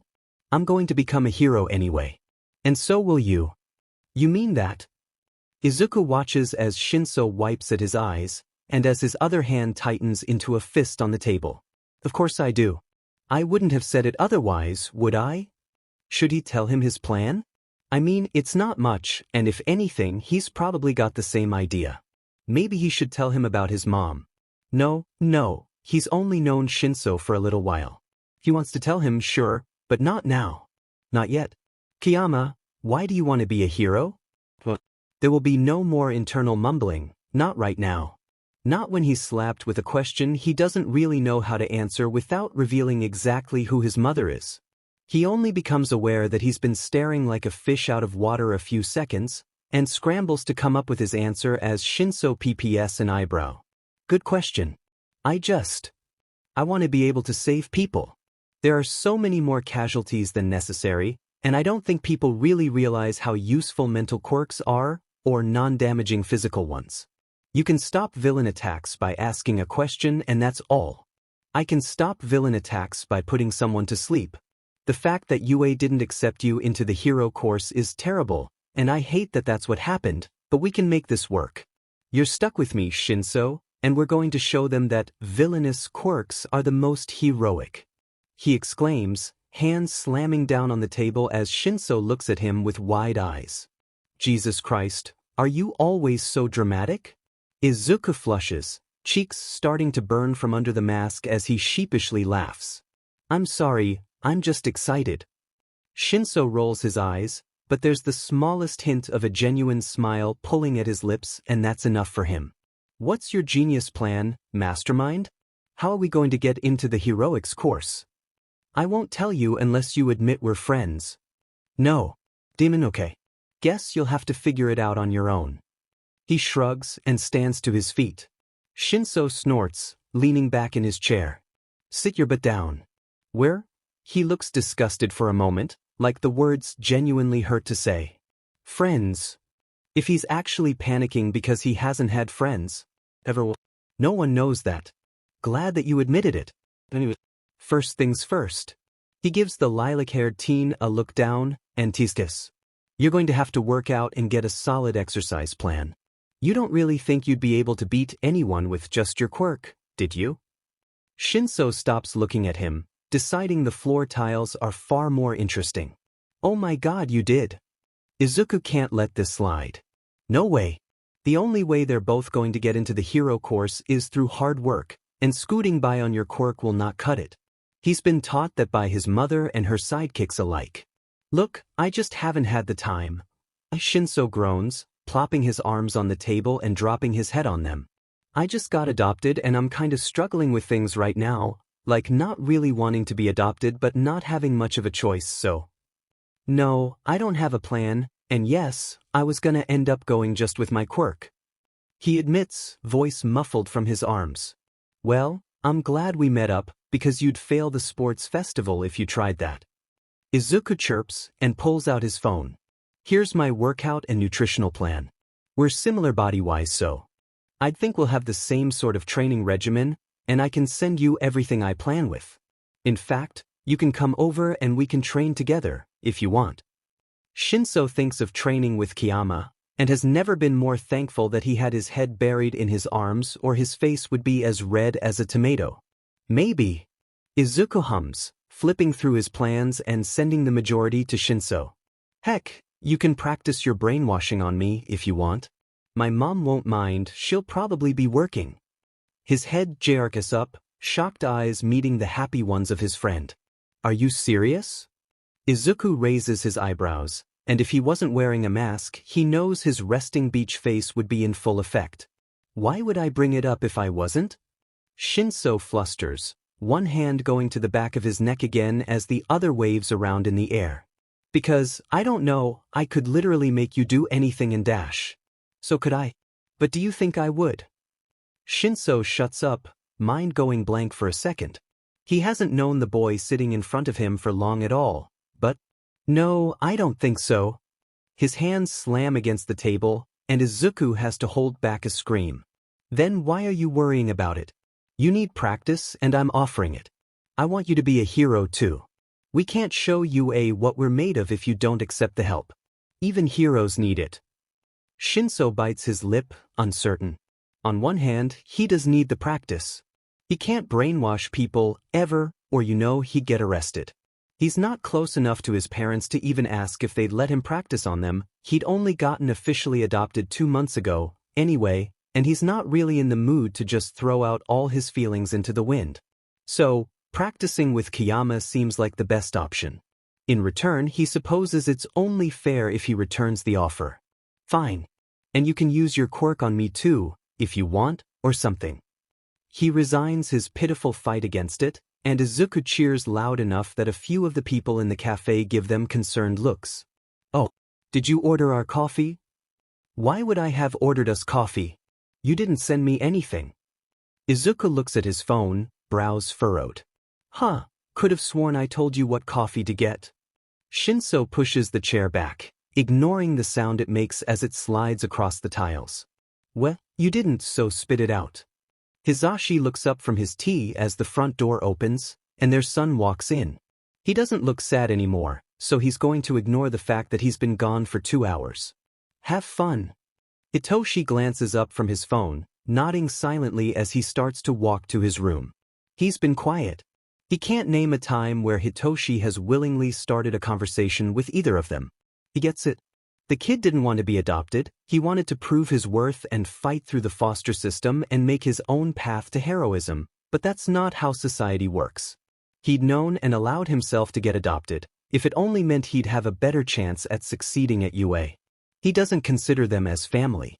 Hisashi knows that, and he knows Shoyuta knows it too. Shoyuta promised that in time, Hitoshi would warm up. Hisashi could only cling to that promise with all the hope he had. Do you want any snacks or anything before Shoyuta and I go out? Another mute answer, as the teen vanishes into his room with the click of the door and the meow from a cat. Call us if you need anything. He yells, and doesn't get an answer, just like he expected every time he asked a question around the standoffish teen. How's he holding up? Shoyuta walks out of the bedroom, hair tied up as one of their 4 cats clings to his shoulder. If it was a happier scenario, he'd laugh and scold his husband for even letting the cat on him in the first place. This isn't a happy scenario, though. I mean, he didn't look too upset when he came back inside. Still didn't talk to me, but he nodded. I guess that's better than blatant ignorance, right? Shoyuta plucks the cat from his shoulder, letting run from his hands the second it's on the ground. He doesn't answer right away, but grabs Hisashi's hand and the car keys before starting for the door. I know he's angry about a lot of things, and that the world treated him terribly. I only hope he lets go of some of that anger, because I don't want to imagine what happens if he loses his temper. Hopefully he'll get used to us and actually talk. As much as I hate to say it, we're just going to have to wait. Hisashi sighs, tightening his grip on his husband's hand as they walk out the house door. I just wish the little dude had been able to get into heroics. He's powerful and Nizu knows that. The exams. They're not fair. Just like how Kiyama's little listener didn't even take a chance, because he knew he'd fail. Shoyuta shuts the door behind them, and they start walking towards the car. That's just how the exams are. In this world, flashy, physical quirks are what earns money and fame. Hitoshi didn't stand a chance, and neither did Kiyama's kid. He unlocks the car, and you'll just have to hope that our kid does a good job at the sports festival. I'm not going to force teaching and training on him if he doesn't want it. This is going to be all him. And that's why you're going to be a great dad. You already are. Hitoshi just needs to realize that we're not against him, not like the rest of the world. Shuta's cheeks flush, and Hisashi smiles as they near the car. It would take time, sure. But certainly, things would turn around. And as Hitoshi received another stupid meme from his first friend, things already had. Izuku snickers upon sending the last meme, and shoves his phone in his pocket as he nears the abandoned junkyard in his home city. They'd stayed at the cafe longer than he thought they did, the sun is starting to go down, and he'd rather be at home than be wandering the streets at night. There's not many people wandering around at this point, so he pulls the face mask off and shoves it in his pocket, right beside his phone. He doesn't hear the loud explosion before it happens. He only hears the maniacal laughter and feels the heat from it. Glass shatters, cans curl in on themselves, tires explode and nails and screws fly. He flies too, flies backwards into a pile of boxes, that is. Sorry about that, hot person. The loud voice screeches, echoing in his ears as the high-pitched ringing starts to fade. Pink is all he can see, frazzled pink, going in every direction as a girl pulls darkened goggles off of her dust-covered face. Man, this baby was going somewhere. Sorry it exploded right as you walked by. Must have hurt her? Let me see, maybe I can turn it into something defensive instead. Izuku blinks the last bit of shock away, before he stumbles to his feet and looks at the junkyard. It was disorganized and messy at first, sure, but it looks like a bomb was dropped now. Oh, I didn't even introduce myself. Hatsume's the name, creating babies is the game. He's not even fazed. When your mother is Japan's SEC symbol, there's not much that surprises you anymore. Kiyama Izuku. Sorry I was in the aftermath of your explosion. I don't know if you were actually aiming for something and I screwed it up dash. You're good. It wasn't supposed to explode at all, but hey, what can you do? I can't get into UA's development studios yet, but when I do, that's when the fun will start. Her crosshair eyes fly across the junkyard, before narrowing in on him again. Oh, so you're going to UA too? Let me guess. Support. Hatsume nods, eyes alight with excitement as her hands flail for a few moments, before clamping down on his shoulders.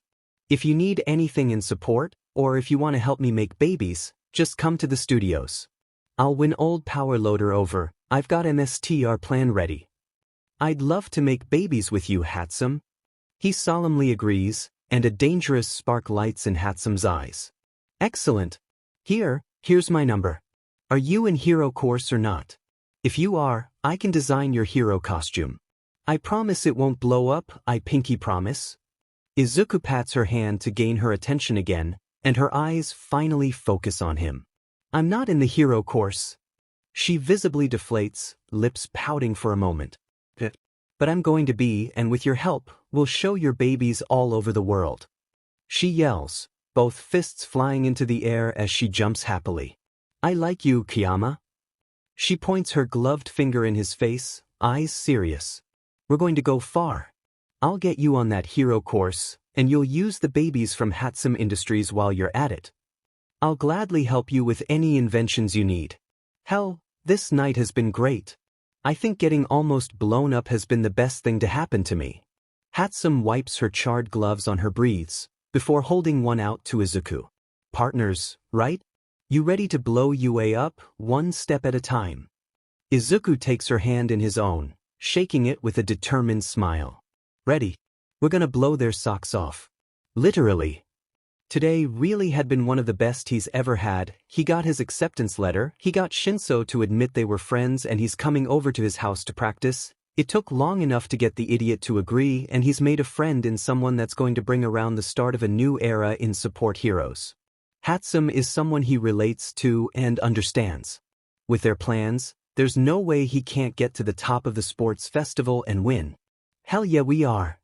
He brushes away the little bit of dirt stuck to his face and smiles. He's going to be a hero. It still hasn't said it entirely, but with each thing that continues to happen, he can't help but let the excitement get to him. He's going to make his mom proud. And he's going to show the world that he and Shinso aren't villainous people and never will be. The week before UA flies by, before Hitoshi can even blink. Before he knows it, he's getting dragged by Kiyama to his apartment, as the other boy hums while they run for the elevator. The apartment is in a nice neighborhood. Hitoshi can't help but feel safe here, surrounded by happy families that have perfect little lives. He can't help but feel jealous, either. I'm so glad you agreed to stay the night. It'll be great. Tomorrow morning we can get up and get coffee and get to UA on time. We're not hero students yet, so I'm sure they'll be a little lenient if we're late. He says, pushing the elevator button as the doors slide shut behind them. Music playing from within the elevator pushes away the nerves that Hitoshi doesn't understand. Why is he nervous? You sure your parents are okay with you staying over? It's probably because he snuck out. Yeah, that would be it if the worry worm in his gut is any indicator. Oh yeah, they were fine with it. Practically shoved me out the door. He tightens his grip on his bag, face aching as he tries to actually smile. Kiyama seems to buy it, but before he can say anything, the elevator stops at his floor and the doors slide open. The hallway shines, and Hitoshi has never felt more uncomfortable as their footsteps echo across the walls. My mom is out working tonight, so she won't be here. We can raid her snack cabinet, I'll take the blame tomorrow. He mumbles it under his breath as he types the combo into the lock on the door. This entire floor is ours, so don't worry about waking any old coots of neighbors. The door is pushed open, and Kiyama takes his hand and pulls him inside. The apartment looks simultaneously nothing and everything like he thought it would. There's huge windows overlooking the city as the lights glow down below. There's a lot of houseplants too, and God, how much pottery do they own? Please, the one thing I'm asking is that you don't break anything. My mom already cried over one like that a few weeks ago. He doesn't have the slightest idea of who Kiyama's mother is, but if she's anywhere near as dramatic as her kid, he will die instead of breaking one. That he swears. So, I actually cleaned my room before you came, and I'm sorry if it seems messy, but I couldn't organize all my notebooks as fast as I wanted, so they're kinda just shoved on my desk. But I have God knows how many movies, and we can watch those, or play video games, or anything. Kiyama has the audacity to blush, and actually takes the mask off now considering they're away from the views of people. 'Cause I know you don't sleep much and I'd hate to fall asleep and leave you up all night because that's a horrible thing to do as a person, not just a friend, and I just feel really shit dash. Kiyama. The blue eyes meet his, and Hitoshi has to struggle to figure out what to say next. God, why are cold insults and words of indifference much easier than trying to reassure someone? It's fine. I'm tired anyway. I went on a longer bike ride today, so I might just pass out and you'll get lucky and not have to deal with me. Kiyama sighs, hand reaching up and brushing his hair out of his eyes. Hitoshi's stupid heart skips a beat, and he pushes down the feeling with a new resolve of stubbornness. He's not here as a potential significant other. Kiyama thinks of them as friends, and that's all they are. He's not going to push it. It's not his place, and he's not going to assume things on the turn of a dime. He should be thankful that someone like Kiyama is even talking to him. Not many people will, not after considering his quirk, and he doesn't want to think about if Kiyama would if his quirk was any different. There's no getting around that one of the main reasons they're even friends is because their quirks are similar. The door to Kiyama's room opens, and it's surprisingly nothing like Hitoshi thought. The wide, wall-length windows lead to a balcony, one that can be obscured from view with curtains that are barely pulled shut. Everything in here is either blue or black, and yeah, the desk is a disaster, but the bookshelf is incredibly organized and lavender is the most noticeable thing he can smell. Lavender, a smell that helps with anxiety. A smell that he's always been thankful for, but not one that he'd asked his adoptive parents about. Sorry if it's strong. I don't have issues falling asleep, but Kiyama gets this look in his eyes, one that Hitoshi finds familiar and also new. My dreams? They aren't very nice. I think it's a previously undiscovered aspect of my quirk, and lavender helps soothe the stress my dreams bring. I like lavender, so it's not a big deal. Kiyama gives him a small smile as Hitoshi drops his bag onto the floor. I'm just gonna run to the bathroom and change and brush my teeth real quick. You can put a movie on or something. Oh, wait, never mind and hold on. Before I run off, could you grab the air mattress I have in my closet? Kiyama points in the direction of a door plastered with a poster of Edgeshot, and then scurries away to the other door that must be the bathroom. He stands still for a few moments, just really trying to take in the moment. He almost hit Kiyama with his bike, and now he's in his apartment and is getting help to get in the hero course. If you asked the Hitoshi of not even 6 months ago, he'd laugh and flip you off. He doesn't really understand how this happened, or if it'll last, but for what it's worth, he values Kiyama's attention and friendship far more than he should. He'll enjoy it for however long it lasts. Izuku spits the foam into the sink and places his toothbrush in the holder before taking a deep breath. There is no reason to panic. At all. He can't help it. He's nervous. It doesn't matter that his mom left. She'd given him a wink before skipping off to a fellow hero's house for the night, leaving him alone. If he sets something on fire, he'll never forgive himself. It shouldn't be possible, considering he doesn't have a fire quirk, but what if he leaves something plugged in? Or he does something wrong with the microwave? He doesn't know why he's so nervous.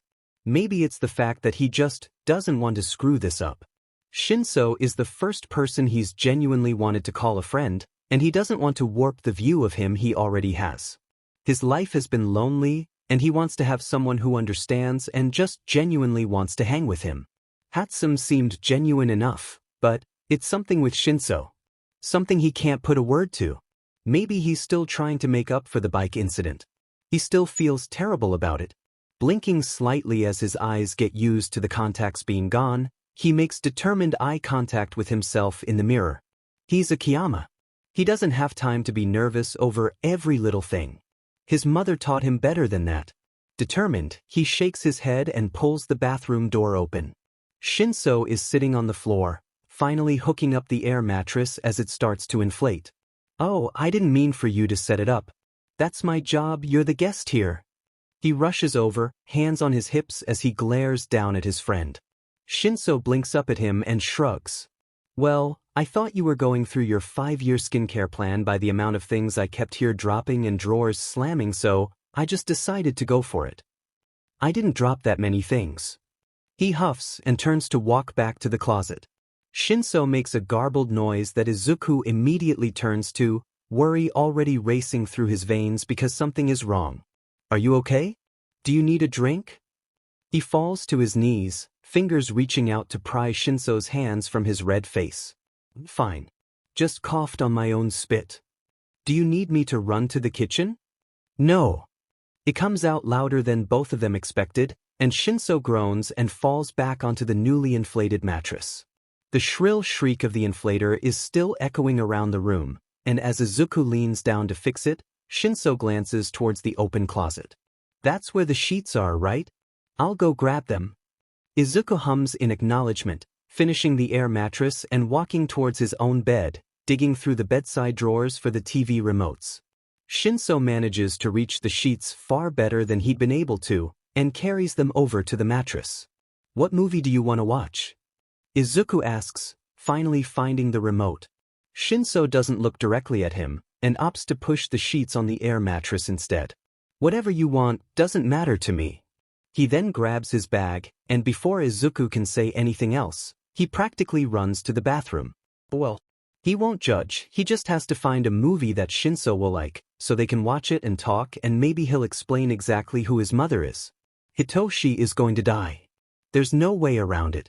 He's actually going to die in this apartment, in Kiyama's pretty bathroom that he can't even think straight in.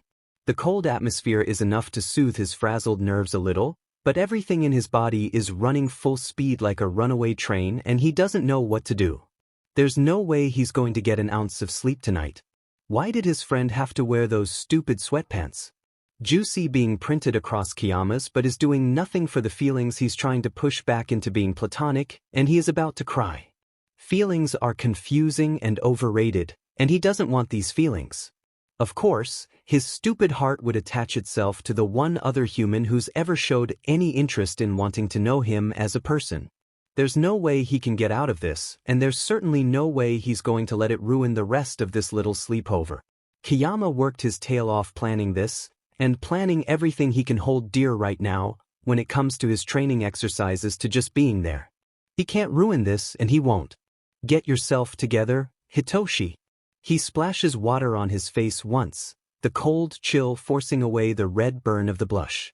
It's not doing a lot, and the blush is certainly still noticeable, but it looks more like he coughed on a potato chip lodged in his throat than had an existential crisis in his friend's bathroom.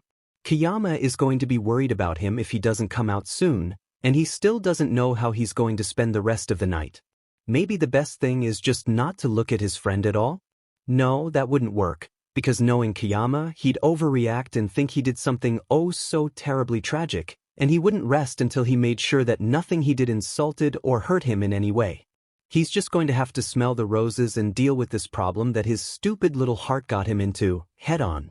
He opens the door sharply, hand twisting the doorknob.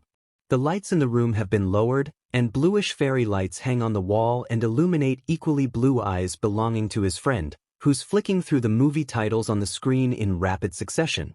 "Do you want to sleep in my bed?" is the first thing he asks, and Hitoshi almost turns around and heads right back into that bathroom. Kiyama seems to realize the weight of his words, though, and through a few stammers and flailing hands, the point gets made clear that he was willing to sleep on the mattress if Hitoshi wanted. No, it's your bed. I'll sleep on the mattress. For the last time, you're my guest, and I'll feel terrible if I kick you to practically the floor because of it. Hitoshi doesn't want to fight any longer. Kayama? The dark-haired boy looks away from the TV for a moment, eyes inquisitive. Bingo. The pretty eyes fade to white, and Hitoshi ignores the uneasy feeling he gets from controlling the most powerful of things, the human mind. You're going to sleep on that bed, and let me crash on the air mattress, okay? Kayama nods, and Hitoshi releases his hold on his mind a second later. I'll never get over how cool that is. He says, eyes wide as he turns to look at his cluttered desk. He seems to think otherwise and turns back to the TV. Is this movie okay? Izuku wakes to the frantic beeping of something. With eyes blurred because of sleep and numb hands, he pats around for his phone and lifts it to his face. 3, and no alarm or messages. The beeping continues, and as he lifts his head tiredly, he glances around his dark room. Shinso is actually asleep. He knows that for a fact, after years of living and working with his mother's quirk and his own, which both function with sleep, he knows that Shinso is out cold. The stupid pinging keeps going and he's getting very irritated.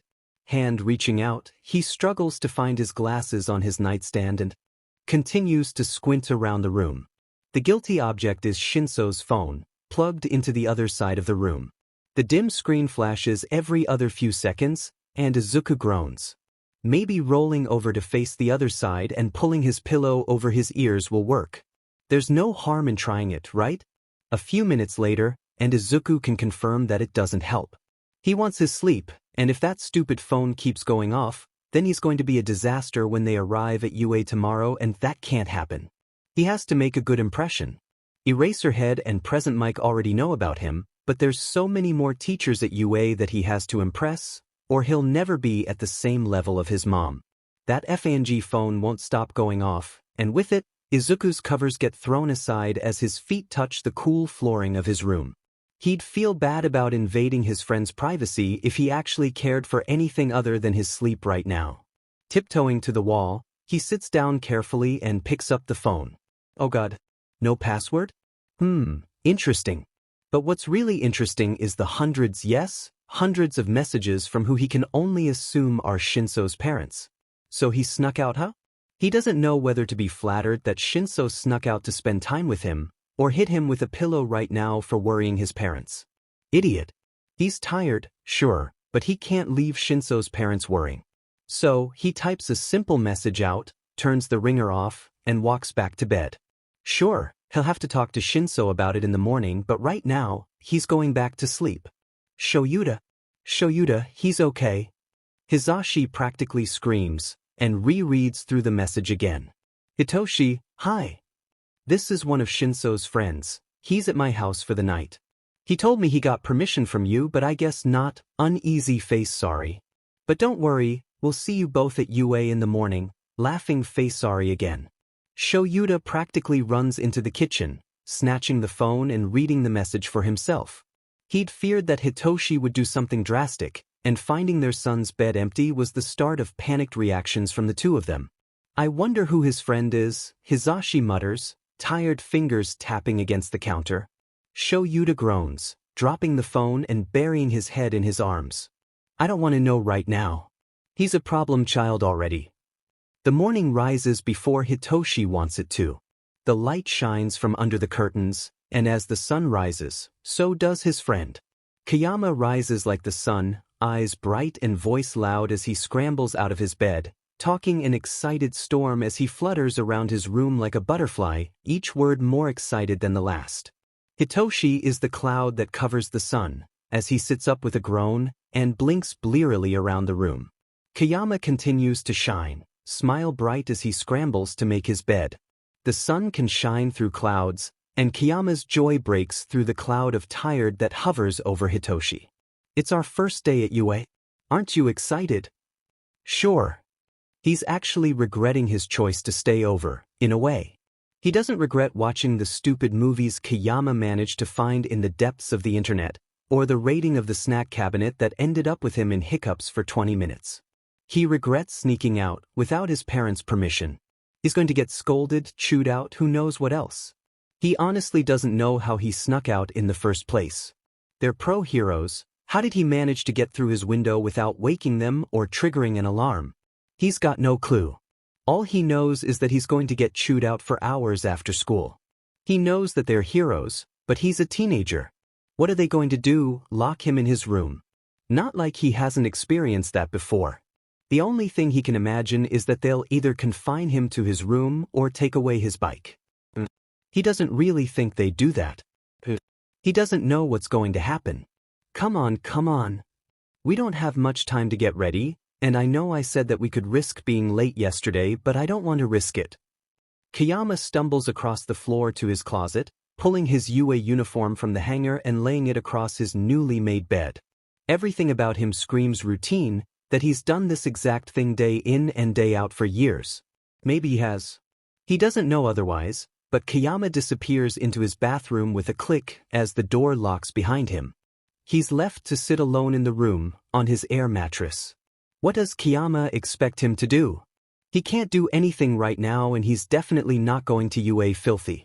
Not like his one father does, according to the griping of the other. He may not talk to them, but that doesn't mean he doesn't listen. 4 years, as he bounced from foster home to the other because of the untimely accident of his BRTH parents, he learned that it was easiest not to talk to figures of authority. They wouldn't like what he had to say, or they feared what he'd say. It's easier just to stay silent. And yeah, he knows that his parents now aren't foster parents, that he's stuck with them for good, but that doesn't mean he doesn't fear repercussion from talking anyway. Talking to adults in general scares him. And he hates that that's what he thinks, when he knows that self-defense is as easy as asking a question, but it does. And that's just how society works, and how society has treated him. He really ruined his mood for the morning, huh? Kayama pops out of the bathroom a second later, though, all smiles and hair plastered down to his forehead. It doesn't matter if he's scared of adults, or if they're scared of him. He has someone who doesn't care what his quirk is, and someone he can actually talk to without feeling angry to. Kayama knows what people think of mental quirks, and how society as a whole views them. Villain's quirk, made for evil, and a menace to society.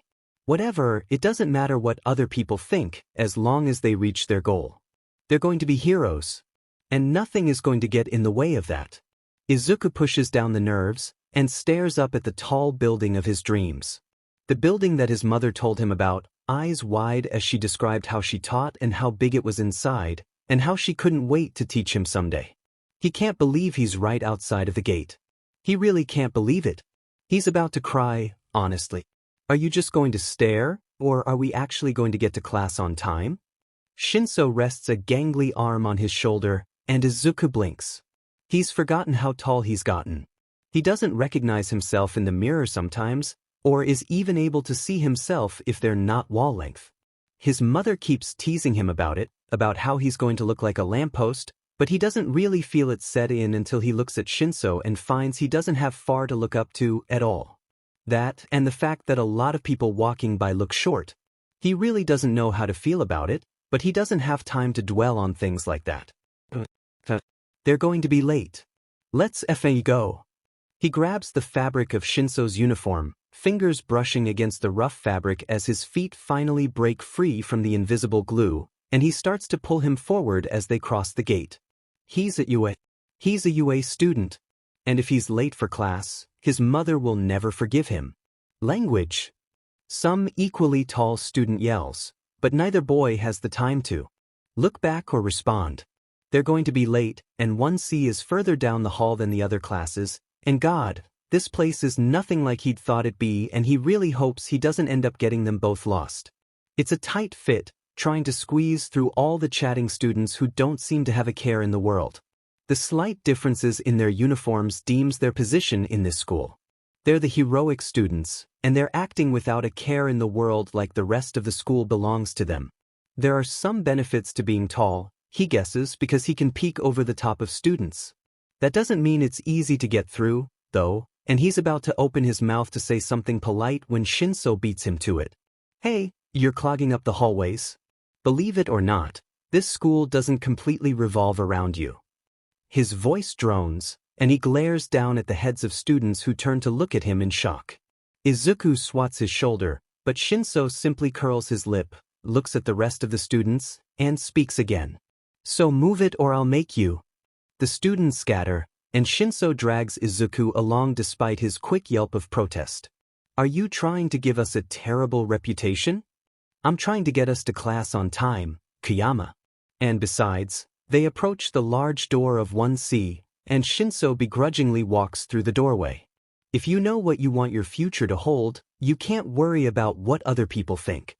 The eyes of students fly to them in moments, and Izuku wants to hide. Nothing compares to the noise Present Mike makes though, after he looks up from his desk. Hizashi's been through some shit in his life. Finding his child missing is what he's sure gave him a few gray hairs. Sure, the message that came in the middle of the night soothed his nerves, but that didn't mean that he was suddenly okay.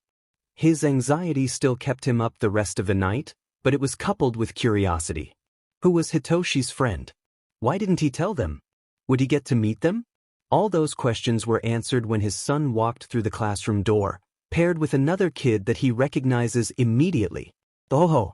He watches as the two walk in, and Hitoshi grimaces upon seeing him.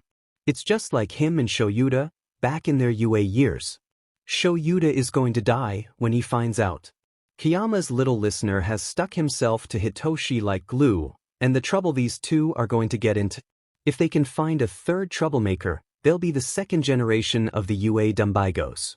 Shinso, Kayama, mind stepping out for a minute? Everyone, just sit tight, I'll take you to orientation in a minute. It can't start without me after all. Kayama's little listener has the nerve to look worried, brows furrowed as his fingers play with the edge of his uniform. Hitoshi just sniffs, and the two follow him throughout the doors and towards the quiet of the teacher's lounge. Nizu will understand if he's a little late. Hizashi may be a teacher, but he's a parent first. You could have told me you were going to a friend's house, kid. You didn't need to sneak out. He starts, and Hitoshi shuffles his foot as his hand reaches up to his neck. He doesn't answer. It's exactly what Hizashi expects. As for you, he yells and turns to his friend's kid. Little Kayama eeps, eyes going wide before Hizashi can speak his piece. Thank you for the message. I think I would have torn the city down if you hadn't sent it. Kayama relaxes, tense shoulders drooping. And then he seems to connect the dots. Wait, what do you mean you'd tear the city down? Do you two know each other? He asks, eyes suching between the two as his finger starts to point. You didn't tell him? Holy hell. Even Shoyuta would have at this point. Little Kayama turns to Hitoshi, fury sparking in his blue eyes as he points a finger to his chest. What is he talking about, Shinso? His kid groans and buries his head in his hands. He's one of my dads. He's married to Eraserhead. It's the first time he's heard Hitoshi speak in a while. Little Kayama practically short-circuits. What? Now, before you argue, we have to go to orientation. You'll have to work this out later. He says, and smiles at the unbridled fury that sparks in the blue eyes that look exactly like his dear friend's. Little Kayama must not have told Hitoshi who his mom was, either. He should let the two of them talk it through now, get their emotions out, so they don't try and kill each other for the rest of the day. There's really no fun in that though. And what kind of drama queen would he be if he doesn't bring a story to his husband? Lunch is going to be fun for all of them. The rest of the school day went wonderfully. Shinso kept giving him apologetic glances, and Izuku did nothing but throw balled-up notes at him that his friend wouldn't read. Lunch finally arrives, and with it, the pent-up emotions that he's had bottled up since present mix news break free. Don't even think about scurrying off to your parents for lunch. He hisses, and Shinso groans, banging his head against the desk. Being the last two in the classroom gave them the opportunity to talk freely, if for a moment, before they have to go to lunch. Why didn't you tell them? I could care less if you hadn't told me until we got to know each other better, but why didn't you tell your parents? They worry about you. His voice softens, and Shinso doesn't lift his head from the desk. I just didn't. I don't talk to them, okay? At all.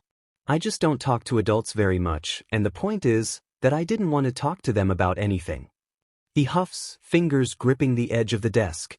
I'll talk to them from now on. I'm sorry I didn't tell you my parents were pro-heroes. Well, now Izuku feels guilty. And if he doesn't tell Shinso now, present Mike will, and he'll tell everyone at the sports festival. And how will Shinso feel if he learns it then, instead of now? Well, he sits down in the desk in front of Shinso's, turning around and facing him, placing his arms on the desk. I haven't been entirely truthful about my mama either. She's not your run-of-the-mill woman. Shinso PPS an eyebrow, and Izuku takes off his face mask with a flustered sigh. My mom is Midnight. Your parents' best friend, you know, Japan's SEC symbol. The one who has never revealed she has a kid, and hopefully will stay that way, until the sports festival. Izuku waits with bated breath, as Shinso studies his face for a few moments. Izuku can't help but want to put his mask back on immediately. So that's why I thought you were familiar when I almost hit you with my bike. Izuku PPS an eyebrow, as Shinso sits up straight and shakes his head. Yeah, that's why. He stands to his feet a moment later, grabbing his book to his chest as Izuku blinks up at him for a few more seconds. He should have reacted differently. He can't just accept it like that, right? This is a world-wrecking spectacle. Does Shinso just not care about everything revolving around his mom? He likes that, to not have to worry about Shinso's reaction. Or to care if he judges, which he doesn't. Come on, let's go to lunch. Unless you want me to march down to Midnight's classroom and tell her that you're being stupid and refusing to go get lunch? If she's anything like my parents have told me, and what I've seen, she's not going to be very happy about that. Izuku hops from his seat, grabbing his backpack as his friend waits with a coy little smile on his face. It's a look he hasn't really seen before, and one that he'd like to continue seeing. I'm coming. Just. He grabs onto Shinso's sleeve, gaze dropping to the floor. Don't tell anyone yet, okay? Warm hands move to rest on his shoulders, and before he can look up or speak further, his friend speaks before him yet again. I'd never betray your trust like that. You're my friend, Kiyama. It's your life and your mother's, and if it's a secret, it's like that for a reason. Stupid tears well up in his eyes before he can do anything about it. But I feel bad now because your dad told me. And maybe you wanted to keep that a secret too. And now you don't have that anymore. Shinso scoffs, elbowing him in the side as he starts to drag him towards the door. Don't stress about it, Kiyama, or I'll slap you. I was going to tell you, anyway. Izuku can't help but still feel bad, but the stupid smile Shinso gives him in return chases away the majority of the icky feelings. Yeah, his biggest secret's been revealed to his one and best friend. And he finds he's okay with that. Excuse me, what? Little Kiyama has attached himself to our boy. I doubt either one will go anywhere without the other now. Hizashi says, smile wide as he takes a sip of his drink. Shoyuta blinks incredulously, and the shock seems to finally buzz off. No, this cannot happen. No changing it now. Hitoshi went over for a sleepover last night.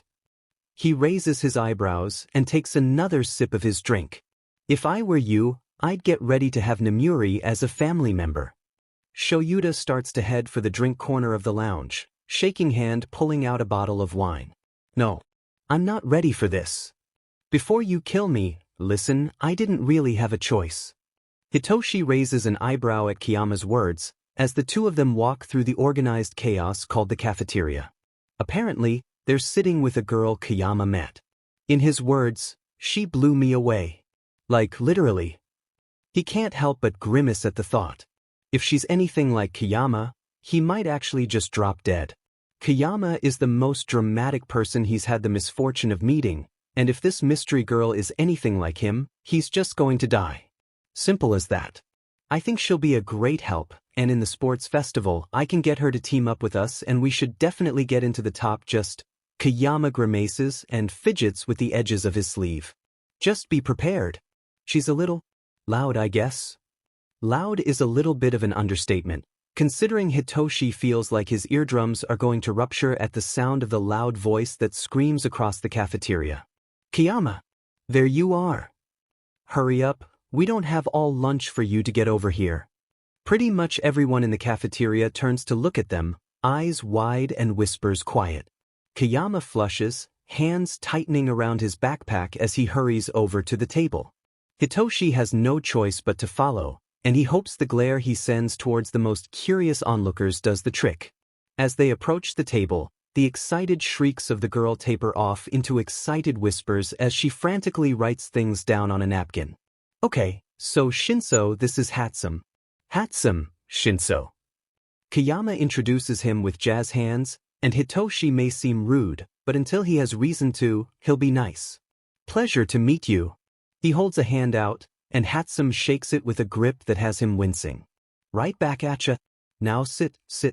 I have so many things to talk to you about. She gestures to the seats, pencil-stained hands flailing as Kayama quickly follows her wishes. Hitoshi slumps down into the one beside him, and Hatsume smiles a grin that is nothing short of insane. She's like Kayama. Time for him to die. Now, Kayama told me a little about your quirk over text.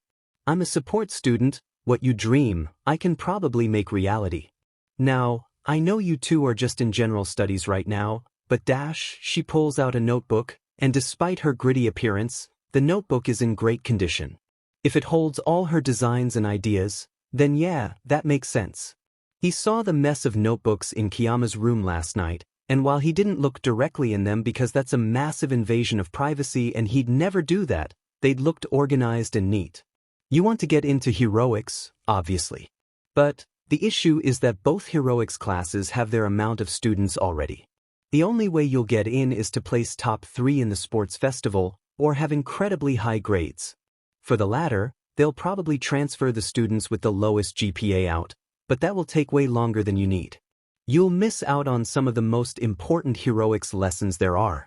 The easiest and quickest option is through the sports festival. Yeah, we know that.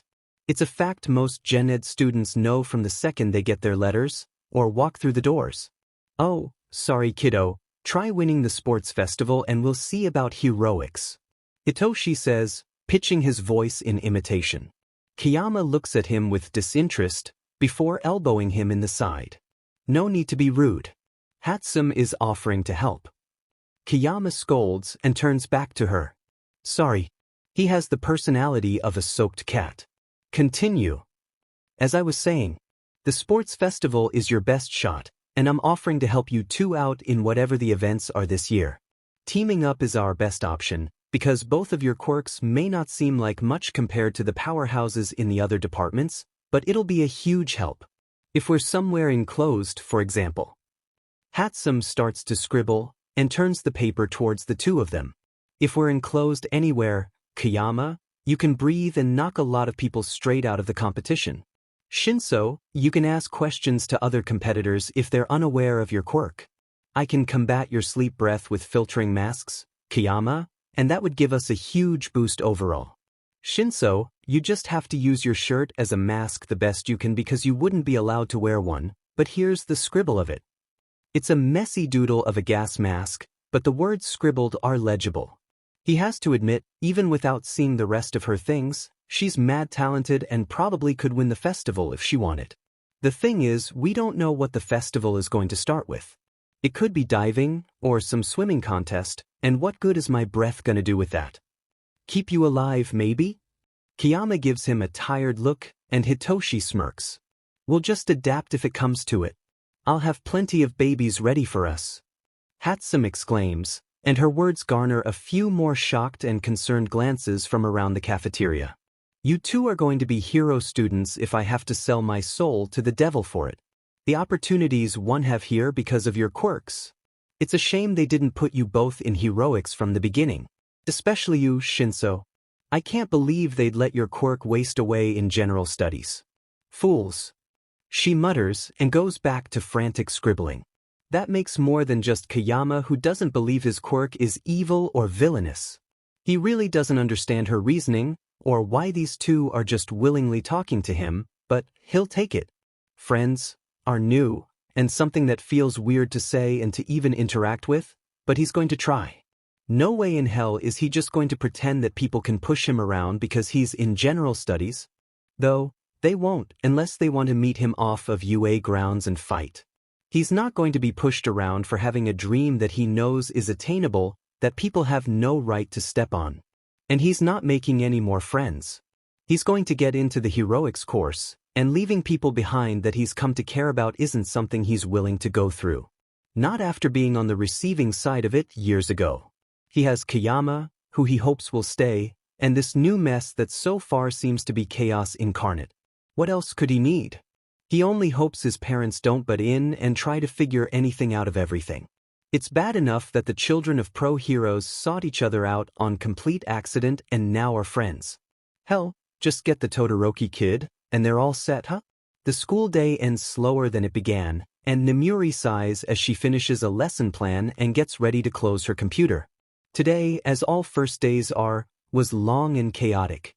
She can't blame the kids though, the little dears are just excited to start their year, and their future.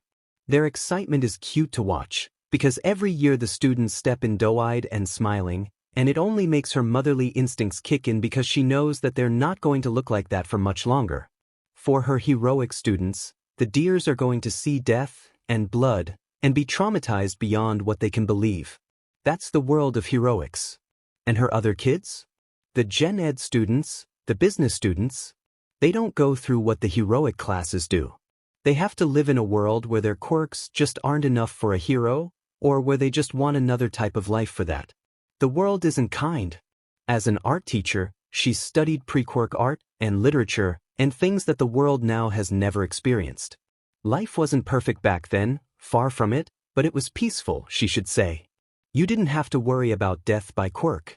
There were laws for society, but one of the only differences was between the ones with money and those who worked hard but barely scraped by.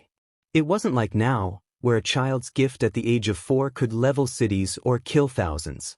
And this is the life she sometimes wishes existed, because quirk prejudice is as strong as ever.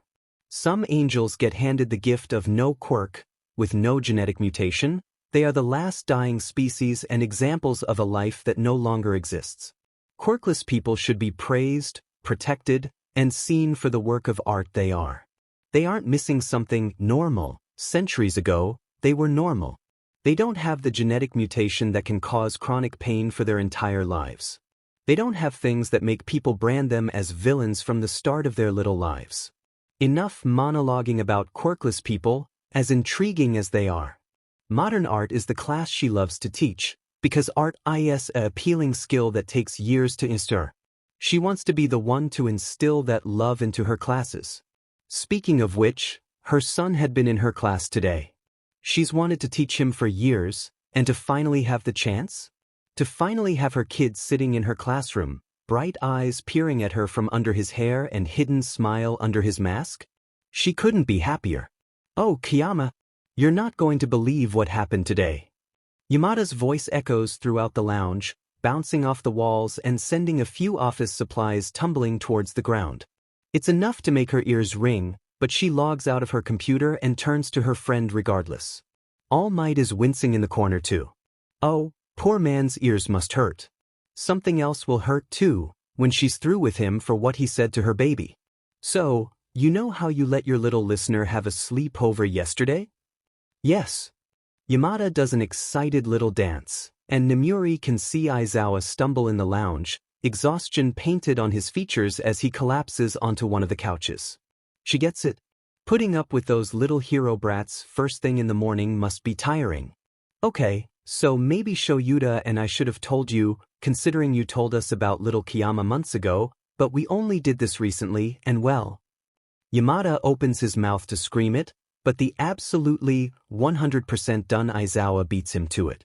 We adopted a kid, and yours practically glued himself to him. Oh? You don't say. What's his name? Is he a good pick for my boy? And are you ready for a trip to a bar tonight? Drinks on me. She clasps her hands together, a wicked smile on her face as she stands from her chair. Yamada grins despite being cut off, throwing his hands in the air as he answers. Hitoshi, he's a bit of an a-hole like you know who. Aizawa flips him off from the couch. But I'm sure little Kiyama can work around that, and hell yeah. Hold on, hold on. All Might steps forward, gaunt and gangly as he holds his hands out. What's this about kids? Right. No one told him anything, even though he's a new member of the staff. Basically all the teachers know about her kid, considering the teachers' meeting Nizu gave a week ago. Now that she thinks back, All Might wasn't there. Must have been a villain or something. Man, he must be confused out of his mind. Oh, you didn't know? My son's at this school, and apparently Aizawa and Yamada's as well. She smiles, hand going to her hip as All Might's confused frown grows worse. I understand if you didn't know. We parents like to keep our kids out of the spotlight. Don't want a villain coming after them now, do we? She turns, digging through her purse and sending God knows what flying. I keep a picture of my kiddo in my wallet so if I'm ever murked on the street in broad daylight they know that they need to look for someone. She pulls out her wallet, nails shifting through the folds until she pulls the most recent picture out. Here he is, my little pride and joy. She hands the man the picture, and watches in silent delight as the recognition sparks in his eyes. He pales. It takes everything in her not to laugh. That's not very heroic of her, anyway. Even if the oh shit look is an entirely new one on the #1 hero and she loves to see it. He's in general education right now, but he's got something big planned for the sports festival. Who knows, maybe you should keep an eye on him. His quirk isn't bold or flashy, but it's pretty much like mine. Some could call it weak, some could call it strong. What I'm getting at is that he's gonna make a boom in the sports festival. I'm so proud of him. She holds out a hand for the picture, and All Might practically shoves it back in her hands. Our kiddo is in Gen Ed, but only because he failed the heroics exam. Yamada's tone sombers as he leans against one of the desks, but if he's been roped up with Kiyama's little listener, well, I can't imagine what's going to happen. Aizawa looks up from the couch, ragged hair mussed and eyes tired. All I know is that it's going to be hell this year. I'm making your pockets hurt, Kiyama, so get your brat and drop him off at home so we can go to a bar or something. I need to increase the speed I get liver failure. School goes well, all things considered. Hatsume has to be told about their parentage if she wants to help win the sports festival. She takes the news rather calmly. She doesn't care about most pro-heroes, so with the promise of being guinea pigs for her inventions, their secret is kept safe. Besides, no one seems to connect the dots between Izuku and his mother, or anything of Eraserhead and Present Mix relationship or Shinso, so yeah, things are okay right now. General studies are okay so far. Present Mike is a good English teacher, and his mom's lessons are always fun. But neither boy can deny the longing they feel for the hero course, at the whispers of All Might teaching classes and interacting with students. Of actually getting lessons, or actually being heroic students. Izuku feels the pull, the want to make himself known and earn his spot in the hero course, but he has to push it aside for now. As a backup plan, he has to make sure his grades are as high as they get, and it's hard. Hatsume has also made it very clear that she expects the both of them to eat lunch with her every day, and poor Shinso gets dragged along without his consent. It's sad that he isn't able to get away from Hatsume's iron grip. Hey-hoes. The boy in question sits down at the table, lunch tray slamming down as he crashes into the seat, tucking his stupidly long legs under the table. Hey there, giraffe boy. Hatsume doesn't look up from the notebook she's doodling in, a random hunk of metal beside her. It's out of place at the lunch table, but since they're pretty far from the rest of the happy, cheerful cafeteria, no one seems to spare them a second glance. It's for that reason that Izuku disregards his mask, leaving it on the table beside him. Look, just because my mom acts like one doesn't mean I am. He sniffs, nose upturned as Shinso rolls his eyes and starts to pick at his food. Like mother, like son. You just haven't hit that moment yet when your true colors show. I'm not going to have that moment, thank you. He shivers, thinking of himself doing anything near to what his mother does. She's badass and she knows it, but he definitely couldn't show that much skin or bear the thought of people using pictures and videos to do, you know. That is not something I want to do. Ever. Without another word or teasing protest, Shinso pushes away his tray, and his head drops to his arms. The thump disturbs Hatsume's doodling, but before she can squawk her protest, Izuku frowns. Normally Shinso eats more than that. And talks more, too, even if they're dry, deadpan remarks. What's up? You're being all depressed and moody. Shinso lifts his head for a moment, tired eyes and dark eye bags staring back at him in mild amusement. Kiyama, I'm always depressed and moody. You know what I mean, JRK. He huffs, and with a thump, mimics Shinso's pose. What's up? Shinso groans and doesn't bother to lift his head from the table. They all wait in silence for a few seconds, before Shinso finally starts talking. My parents just won't shut the F up about something they're planning for the beloved hero course. They know I failed the exam, and instead of just talking about it when I'm not around, they talk about it all the time. I come out to feed the cats? Oh, the kids are just gonna love the USJ. I do my homework in the kitchen? Oh, Shoyuta, have you talked to 13 about the USJ? It's going to be great for the hero course. They won't shut up. He slams a palm against the table, and both Izuku and Hatsume jump. Am I just being bitter? Hateful? So what? I failed, and the hero course is my dream. I don't want to hear about other people living it.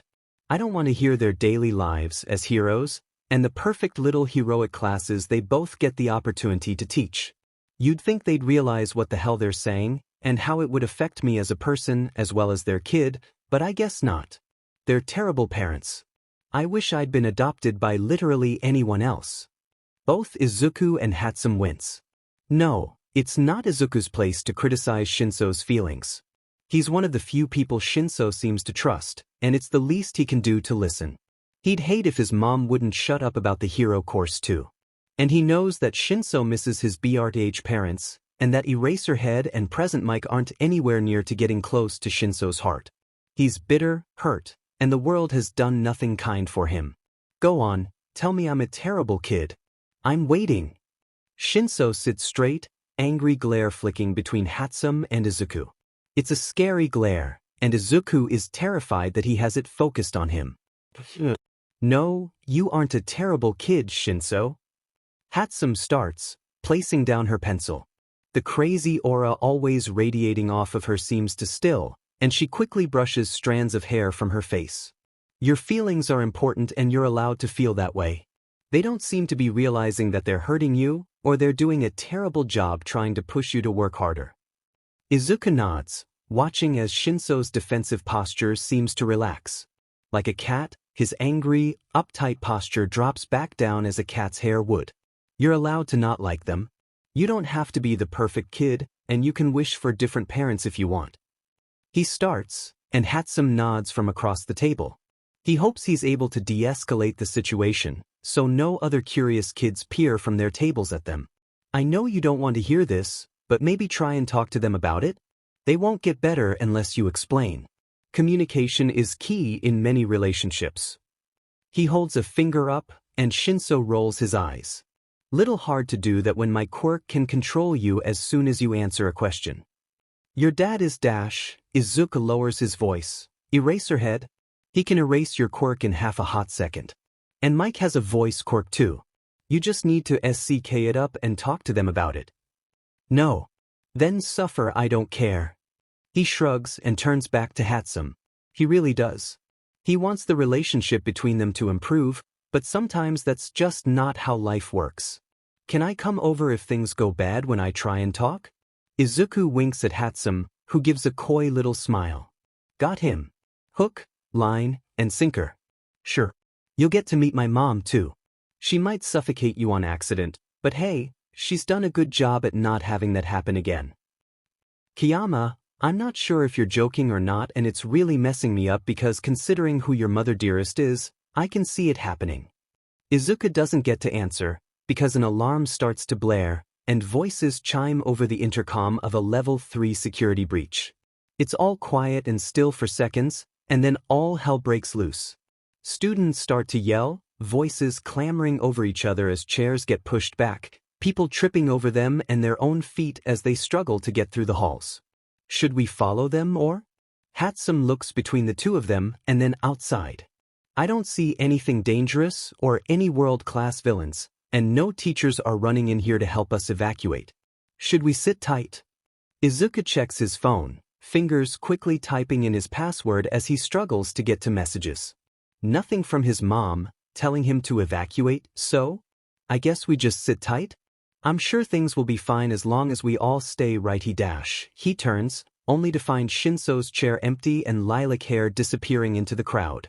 Shinso! Get back over here! He yells, and the long legs of his friend carry him further away as Shinso completely ignores him. He doesn't really have a choice but to follow. He's curious as to what's going on too, and if it is bad, maybe he can help. Well, he definitely needs to go because if Shinso finds a Hero Corps student, words are going to fly and they're not going to be pretty.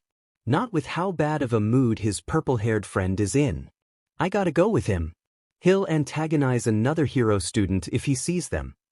He frantically spits out whatever words his brain provides him with, and pushes back his chair as he grabs his mask. Hatsume hums in acknowledgement, back in her own little word as she tinkers with whatever that thing is. Footsteps echoing off the tile, he adjusts the face mask and searches the crowd for purple hair. Thank the stars he's gotten taller, or he'd never be able to do this. He finds Shinso staring in disinterest as a student with engines on his calves flies across the room, slamming into the wall with a painful crash that makes Izuku thankful to be on the ground.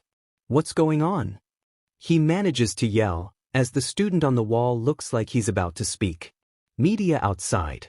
Since All Might's a teacher here, the media is just dying to know about it. They somehow got past the gate.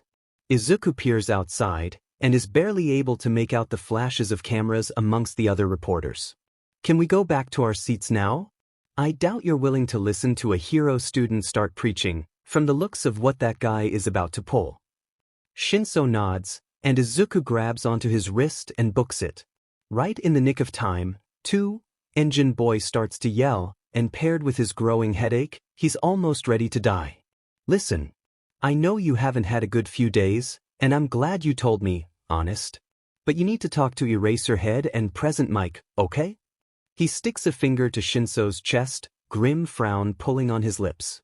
You won't get them to shut up about it otherwise, and believe it or not, you can't hole up in your room all the time. That's not healthy, and if you want to be a hero, you have to be able to talk things out and about your feelings. Shinso, hands in his pockets, sighs and throws his head back. The halls are temporarily quiet, and it's enough time for them to stop walking. Izuku stubbornly matches Shinso's tired glare, and the other teen finally gives in once his eyes start to burn. Fine.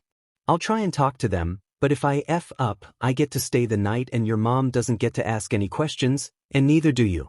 Deal? If things go bad, Shinso won't talk about his emotions. That's not what he wants from this conversation, but if Shinso is at least talking to them, it's better than what it would have been. Sticking his pinky out, he lifts it and waits for Shinso to do the same. Pinky promise? What are you, 5? No, I just know the severity of a pinky promise. And deal.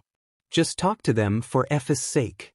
Shinso rolls his eyes, and locks his pinky with Izuku's. Deal. Hitoshi's felt nervous about many things. From meeting new foster parents to starting new schools every other year, nerves are something he's gotten used to. Nerves and disappointment. This time is going to go down as one of the worst. As he grips his backpack tightly and fishes around with the key, he has to take a deep breath and remember not to panic. If things get bad, or he screws up, Kiyama is waiting for him in his stupid room that smells like lavender exploded. The door finally opens with a click, and he walks inside the building that smells like bitter coffee all day, every day. The jingling of bells start to sound throughout the house. Before he can even kick his shoes off, the cats come barreling through the hallway, each one at a varying level of insane. Hi, demons.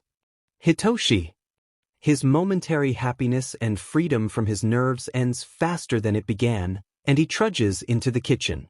Hizashi is fooling around with something on the stove, and when he sees him, brightens up like the sun peeping from clouds. It's enough to temporarily make him feel bad for what he's about to say. How was your day? Oh, do you want anything to eat right now? I'm just making a little something for Shoyuta because he has patrol tonight, and dash. It was okay and no thanks. I actually need to talk to you too, if you don't mind.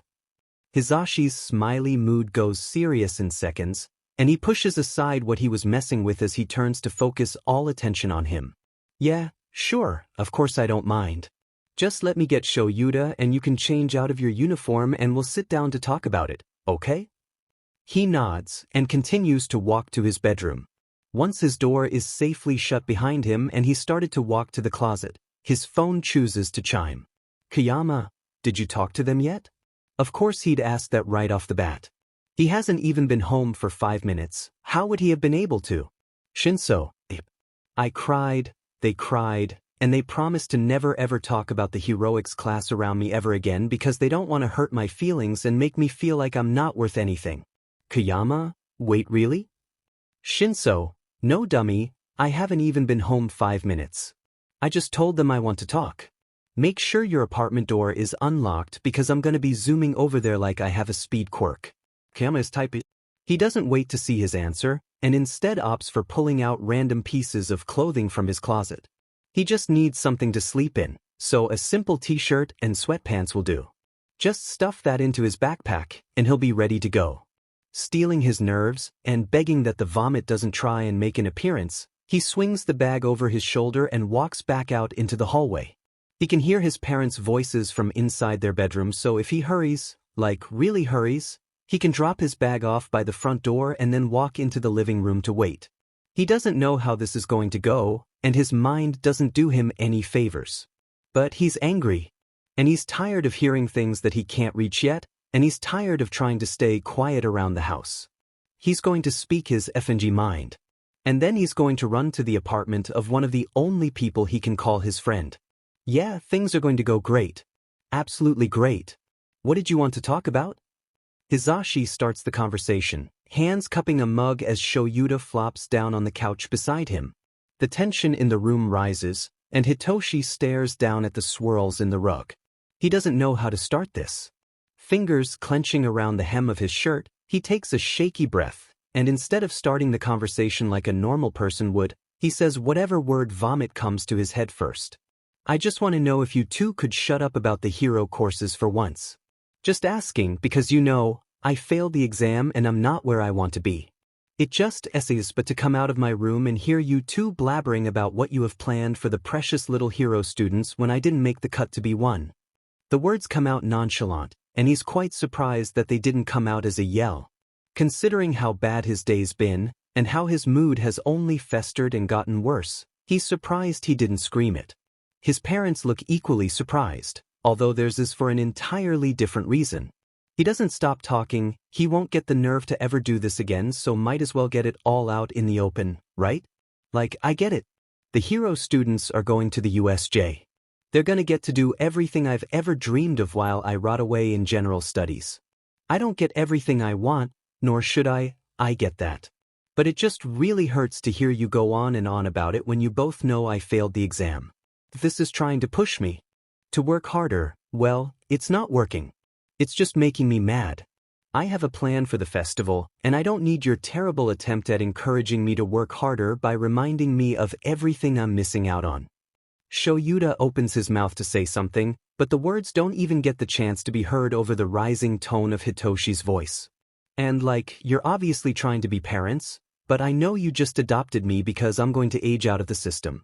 Teens aren't adults, you can't just leave us be. I have feelings too, and just because I don't talk to you about them doesn't mean that I don't have them. I just hate talking to adults in particular, and this has been a long time coming, but I just can't take this anymore if you won't make a conscious effort. Sure, I'm preaching to the effing choir here, but I wanted this to be different. I wanted you to make an effort to talk to me and engage with me so I would talk to you. I wanted you to try harder. Hypocritical because I haven't talked to you much at all, but I just wanted someone to actually try to make me see the promise of it. No adult talks to me without criticizing or wanting something from me. I haven't had adults who just talk to me for the sake of doing it. I'm not used to this.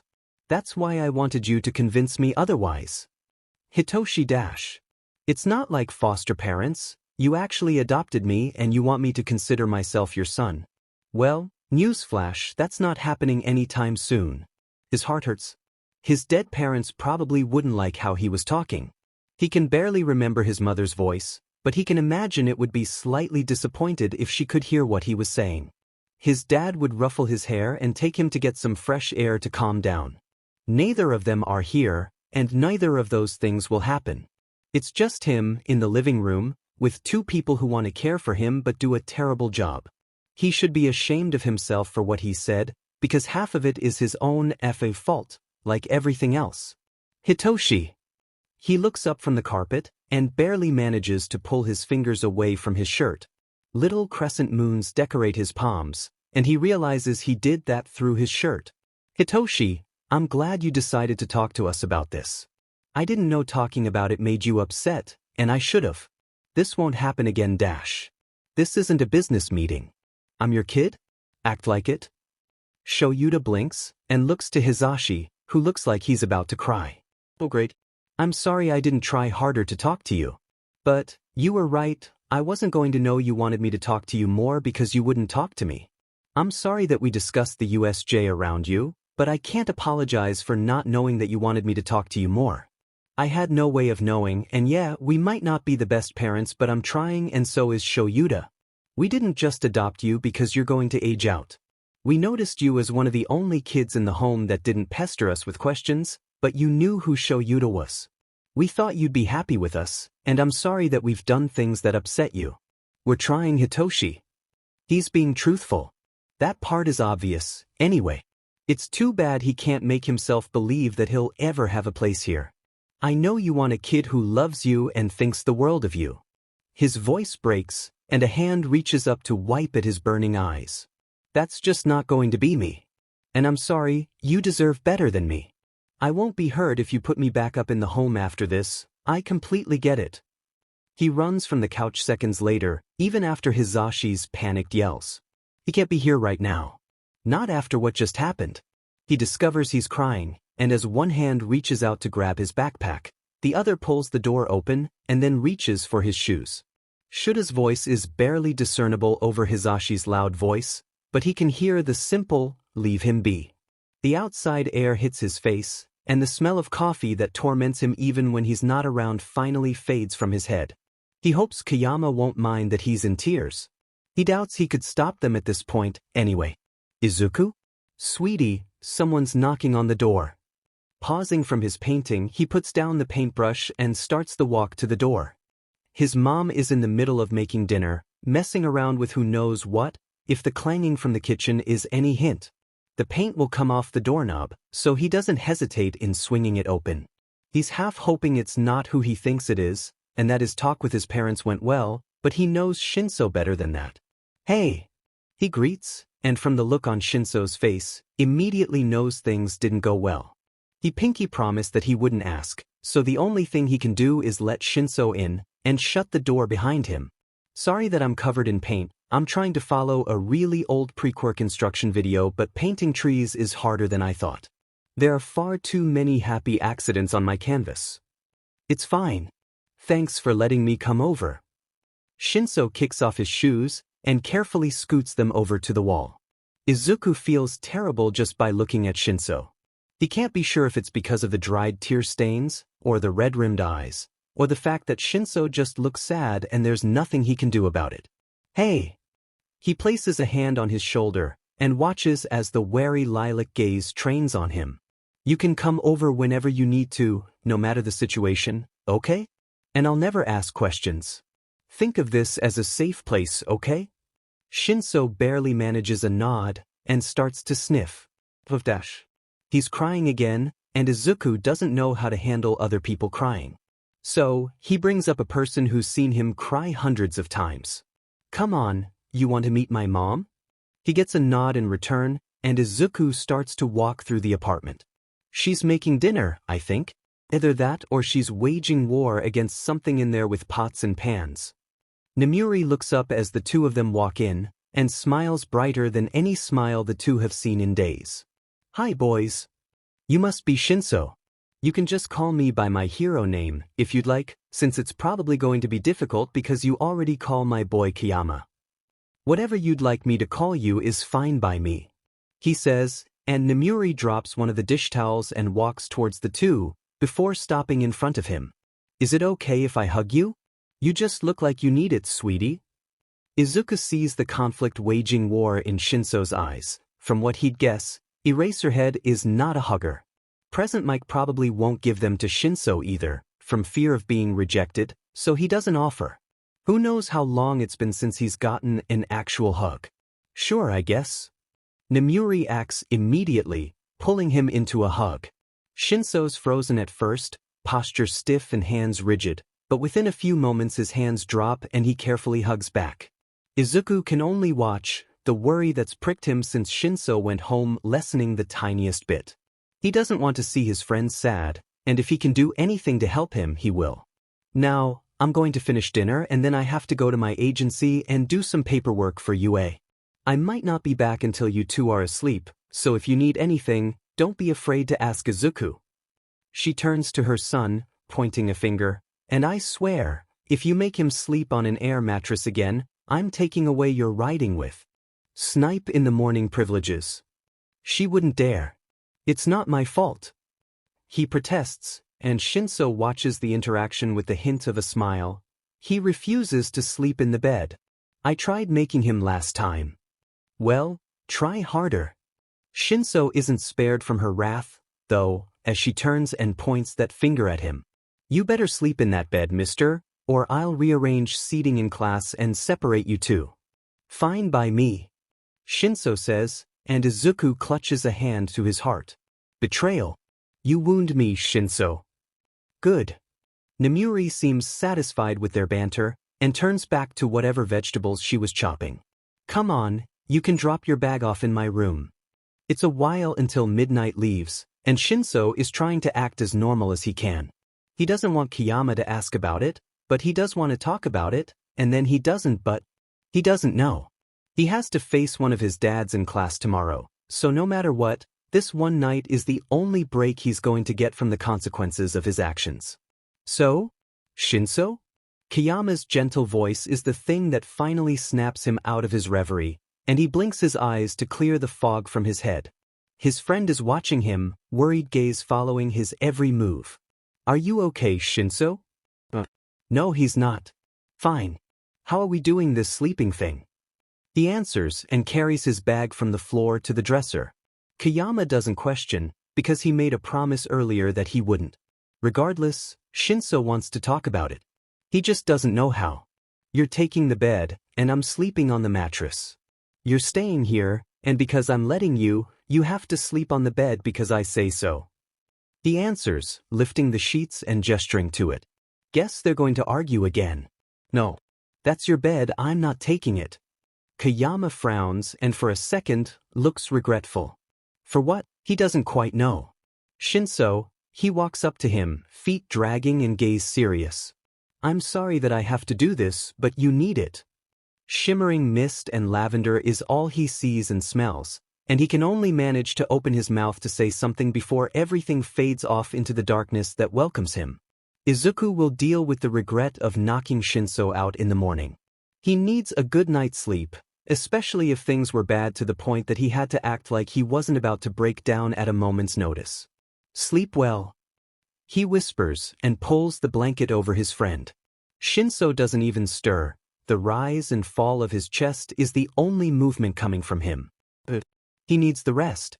Tomorrow isn't going to be fun for either of them, but they're just going to have to push forward. Izuku's just going to have to be beside him as a pillar of support for whatever the next day holds. He can only hope it's not anything that breaks him further. Waking up is the first part of his many problems, because phew, does he have a ton. No matter where he goes or what he does, they never really seem to all go away. Surprisingly, though, when he manages to sit up and sleepily glance around the room, he feels like the problems have given him a break today. Aside from the glaring one that tormented him even in slumber and continues to tear at his insides like a ravenous animal, he feels more rested than he has in months. He can't really understand why, until he looks at the floor and finds the sleeping body of his friend. Kiyama must have used his quirk on him, considering the last thing he remembers is the overwhelming smell of the plant Kiyama just seems to adore. Oh well, he can't really be mad. He needed the sleep anyway, and if this is what it took, then so be it. Kiyama looks pretty when he's asleep. He always looks pretty, Makes sense, after seeing his mother, but when he's not talking up a storm and he's traveling dreamland, he looks peaceful. What does it look like when he's asleep? He wouldn't know. But he doesn't get to admire Kiyama for long because it's creepy, first of all, and secondly because Kiyama's cheerful little alarm starts to go off, and Hitoshi wants nothing more than to chuck it at the wall. His friend blinks drowsily, hand rubbing an eye while the other pushes away the mess that his hair turned into. Morning. Did you sleep well? Hitoshi whispers, leaning over the side of the bed. Kiyama pushes his face away and mumbles something under his breath that he can't hear. I know I did, after you used your quirk on me. That wakes Kiyama up, and the other boy frowns as he sits up, legs criss-crossing under the blankets. You weren't okay, and I could tell your lack of sleep was making things worse. I'm sorry I did it without asking, but based on the state you were in last night, I say it was necessary. He shrugs, and stands slowly, arms reaching up and above his head as he stretches. Come on, get out of bed. My mom's going to make breakfast, and unless you want to starve at school, come on. He grabs Shinso's hands, and starts to try and pull him off the bed. No way. It's earlier than the last time you let me stay over. Yeah, because unless you want to run into your parents at school in the hallways, we need to get there early. Besides, Hatsume called me at 4:38 saying she'd finished a prototype of something for you. It scares me what that could be, but she's pretty adamant on us being there. So come on, get up. He stops pulling when he realizes that Shinso isn't going to move, and stomps his foot. Come on. No. Kiyama rolls his eyes, and walks towards his closet, pulling the uniform from the hanger. If you aren't up and moving by the time I'm out of the shower, I'm leaving you here. You can have fun trying to get out of the apartment once I lock the door from the outside. Lazily rolling over, Shinso finally lets his legs hang over the side of the bed. That won't stop me. I'll just jump out a window. Don't even think about it. Kiyama points a stern finger and disappears into the bathroom. It's Hitoshi and his thoughts now. His thoughts that won't leave him alone as the anxiety grows stronger. He doesn't know how to face his parents after yesterday. He doesn't know how to fix what he said, or if he even can. He probably made them cry. God, the only two people who took him into their home for more than a month are the people he hurt. His stupid, bitter mind wouldn't let him try and voice it in a way they could understand. He'll try and talk to them soon. He doesn't want to do that today. He doubts he can even maintain eye contact.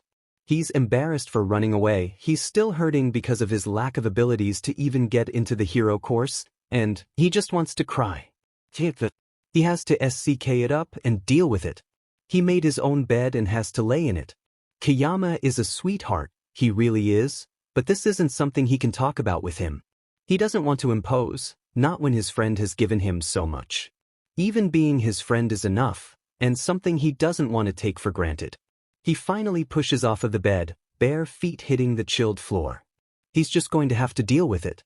He'll work through these stupid things called emotions soon, but he's not going to apologize. He was right to say what he did.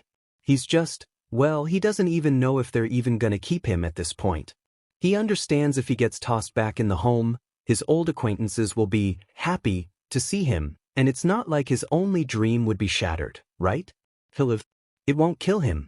He just has to deal with the consequences of his actions, and this is it.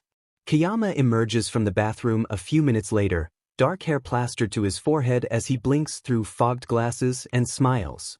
It's enough to make him feel better, because even if he's f'd himself over, he has Kiyama as a friend. And that's enough. School goes on, dragging along in every class but his mother's. He's still happy he's in her class, and gets to have her as a teacher. It's weird to call her by her hero name instead of mom, but he's just happy to have her as a teacher at all. He's still worried about Shinso, though. He looks better, sure, and is acting like himself again, but there's a look in his eyes that Izuku knows means trouble. That he's not telling him everything. And it's not like he's entitled to know everything about his friend, because he's not, but he still worries because Shinso's life is far from perfect and all he wants is to make sure the only dream his friend is still holding on to becomes reality. Anything related to that train of thought, though, ends when Present Mike bursts into their classroom, sending the door slamming against the wall as he runs to midnight. All Izuku can hear is, attack, and and that's enough. Present Mike turns and gives one worried glance towards the only kid in the class he has a connection to, and follows Midnight out through the classroom and down the halls. Izuku turns, and his heart cracks a little further because Shinso looks as pale as a sheet, and oh god, he's trembling like a leaf, and Izuku is barely standing when Shinso slumps forward, head slamming against the desk and silencing the panicked whispers of the rest of the class. It's quiet for a few seconds, before mouths open and some students start to cry while others dig for their phones, checking news, calling family members, anything.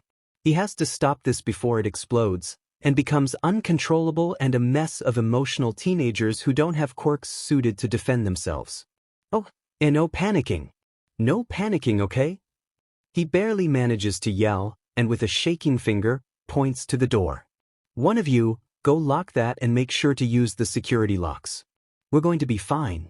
The attack is just at the USJ, we're going to be okay. Shinso isn't. A girl wails, and Izuku tries not to cry in frustration. Yes, he knows that, it's obvious, but the best thing to do right now is keep everyone calm. Panic leads to mass hysteria, and mass hysteria leads to the worst-case scenarios, and those stupid windows that show how high up they are don't help in the slightest. Who designed this place? He's going to have a nice little chat with them because design-wise, this is terrible, and do they really think they're just invincible? Glass is so easy to break, what the hell? I know he isn't, but he's not hurt. He just fainted. No villains are going to come for us, we aren't heroic students, but that doesn't mean we can't keep our cool and act like them. We're going to be fine, but not if you all start to wail and panic. That didn't sound inspiring at all, and he knows it. He tried, though, and that's all he can do as he runs to Shinso's desk, coming to a stop and carefully pushing away lilac strands of hair. He can already see where a bruise is going to form, and where his forehead is starting to swell. He's not suffering. His mind isn't tormenting him, and despite the terror that induced it, he looks peaceful from what he can see. He's never seen him like that in the waking world, and that makes him sadder than most other things this universe has thrown at him. I need water. Does anyone in here have a water bottle, or anything? He's going to have a terrible bruise and swelling when he wakes up, and the best thing to do is keep that down. He asks, and in the momentary pause, his brain runs wild. Mom's going to the USA, villains are attacking, Mom could get hurt, Mom could die, Eraserhead is at the USJ, Eraserhead could be dead, oh my god, what will Shinso do if Eraserhead is dead? What will Mom do? Are the Hero Corps students okay? Is the school going to be attacked? Why can't I be there? I could help. Why didn't I take the recommendation exam? I could be saving lives, but I'm stuck here instead and people might die and… Kayama? Here, I have a water bottle. One of his classmates holds out a container, and Izuku stops the thoughts running in his head. He's going to puke. It's going to have to be after he tries to wake up Shinso, though, because he can't handle all this by himself and Shinso is the most mature out of all them, honestly. Thanks. His voice sounds scratchy and he feels like he's going to choke, but he takes the water and pours it on his fingers, before flicking it in the direction of his friend. Shinso stirs the slightest bit, so he does it again and again, until Shinso finally moves, fogged eyes glancing around the classroom. Hey! Shinso's gaze meets his, and Izuku can't stop the stupid tears that well up in his eyes despite his attempt at holding them back. He shouldn't be crying. He doesn't have anything to cry about.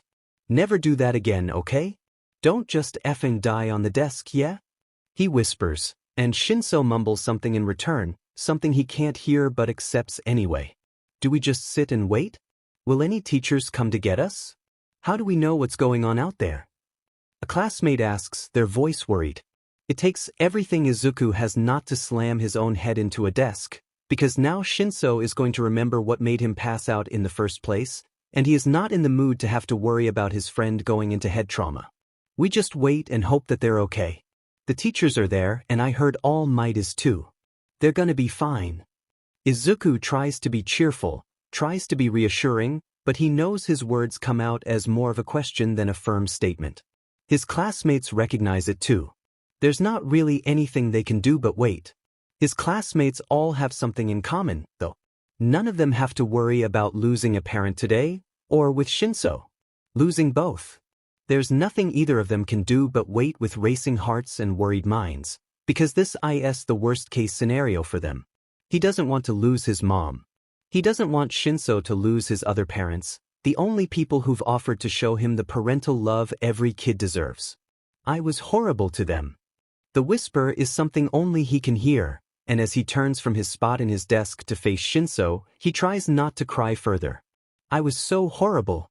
If they die, those are the last words I said to them. I told them I wasn't going to consider myself their kid. There's no real way to explain how he sounds, honestly. He sounds devoid of emotion. And that's scarier than seeing angry Shinso or sad Shinso combined. There's no expression on his face aside from a growing look of sorrow and self-hatred in his eyes, as his fists clench on the desk and he tries to take a shaky breath. I basically slapped them with what I said. And I won't get to take it back. I won't get to apologize, because I know they were trying. I was just being a bitter a-hole like always and I effed up. I really effed up. He laughs once, hands reaching up to wipe at his face. And if they die, that's the last thing they're going to remember. That I hated them and that I didn't want to be their son. I'm a terrible person, Kiyama. He finally looks up from the scratched desk and smiles. I'm never going to forgive myself. Izuku can only watch in growing horror as his few words of advice fizzle out, and the classroom becomes a panicking mess again because of the alerts they're finally getting from the USJ, the panicked messages from the electric user, who tried to spam every number he could remember from the top of his head. This is hell. And no matter what he's going through, they're going through. He knows whatever his mother and the other teachers are going through is much worse. Nothing is worse than a quiet home. Even when he was a child and his mother went on missions, he wasn't alone. Inko would watch him, teaching him and entertaining him with hundreds of stories while the worry for his mother faded away with the cheerful, cooing voice of the green-haired woman. He doesn't have that now, though. He supposes he could go to Inko if he really wanted, but he doesn't really trust himself to get through the crowds and safely find his way to his surrogate mother's arms. He's just going to have to stay in his apartment, pacing across the floor and biting at his nails. The Midnight Boys had picked him up from UA and tried to reassure him that his mom was going to be fine. They hadn't succeeded, sure, but they tried, and that's what counts. They've been around for all his life, and they're as much a family as Inko and his mother are. He doesn't know how he can try to stay calm anymore. He's worried, and he hates that he wasn't around to help, and he hates waiting. It's lonely here, and the only noise comes from the city below as cars speed and people talk, with their own happy lives that don't have an effect on society like heroes do. He doesn't want to sit here. He doesn't want to sit with the nausea, the guilt, or the overwhelming feeling of just wanting his mom. His feet carry him to the living room couch, and with a frustrated sigh that ends with him hitting his fist on a pillow, he flops down on the couch. Stupid, hot tears drip down the side of his face and hit his arms, showcasing his worries and inability to control his emotions with every silent plop. Oh, none of that. No self-depreciation. Happier thoughts like the sports festival. He wonders what people will truly think once the news drops. Will society still be as accepting of Midnight? They'll obviously disapprove of her parenting choices with the way she dresses, but that's nothing that they have any business being concerned about. Her choices are her own and they have no right to think otherwise. The sports festival will be fun for the heroic students. For him, it's the only chance he has to prove himself. Time has shown him he should have taken the recommendation offer, but there's nothing he can do about that now. He wouldn't have met Shinso otherwise. He has to make his mark, he has to claim his spot because he can't wait another year. The news of his parentage will be out as soon as the festival begins. That won't guarantee his success. He has to make his own. Fun won't be an option for him. He's watched the festival every year from Inko's couch, from the day he could recognize that it was his mama on the TV to now, even though she'd always been either in the stands or helping in an event somehow.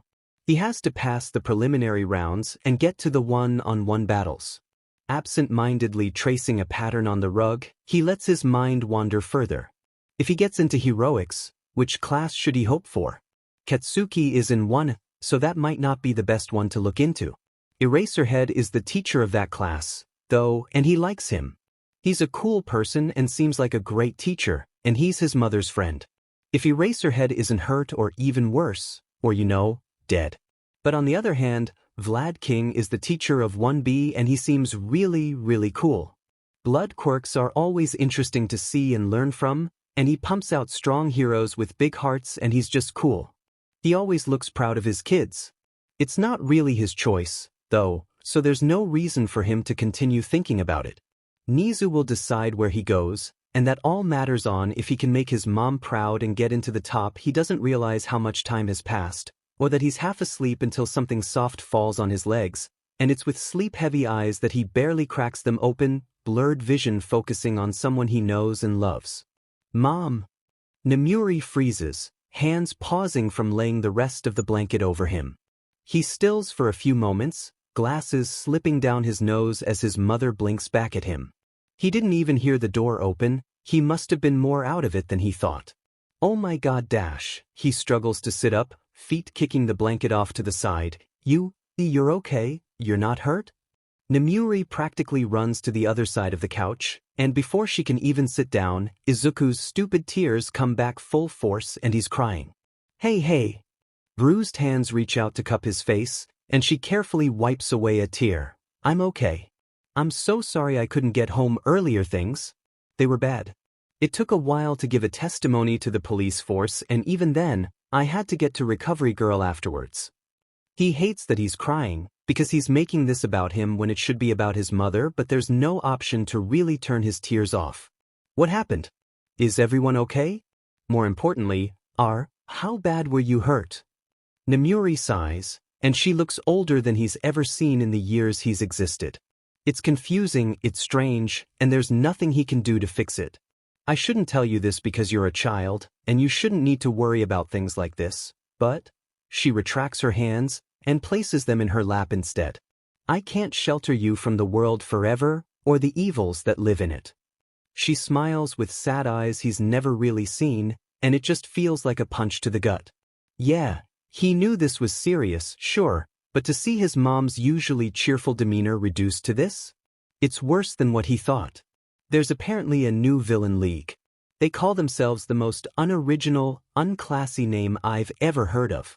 League of Villains is terrible, but dash, she sighs, shaking her hand as she dismisses the thought. They're dangerous.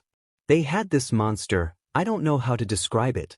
I'm going to go with it was worse than anything you can imagine. In terms of power and appearance, it was the exact opposite of All Might. He couldn't beat it. He knows his mouth drops, but he can't be bothered to shut it right now. He might not like the hero, but in terms of power, he was the definition of it. He saved millions of lives, and he was a shining beacon of hope that people could look to. How was he unable to beat it? Not right away, anyway. When we ran in, it was terrible. All the kids were terrified, and by some reason short of a miracle, they were all alive. The little frog girl in Heroics had some pretty bad disintegration on her face because of one of the villain's quirks, but she'll live. Quite a few kids got knocked out, some more had minor injuries, but they were all okay. All Might, once he had a moment to breathe, was able to send the monster sky high. We had to fight to give him the chance, though. She smiles tiredly, fingers running over swollen wrists.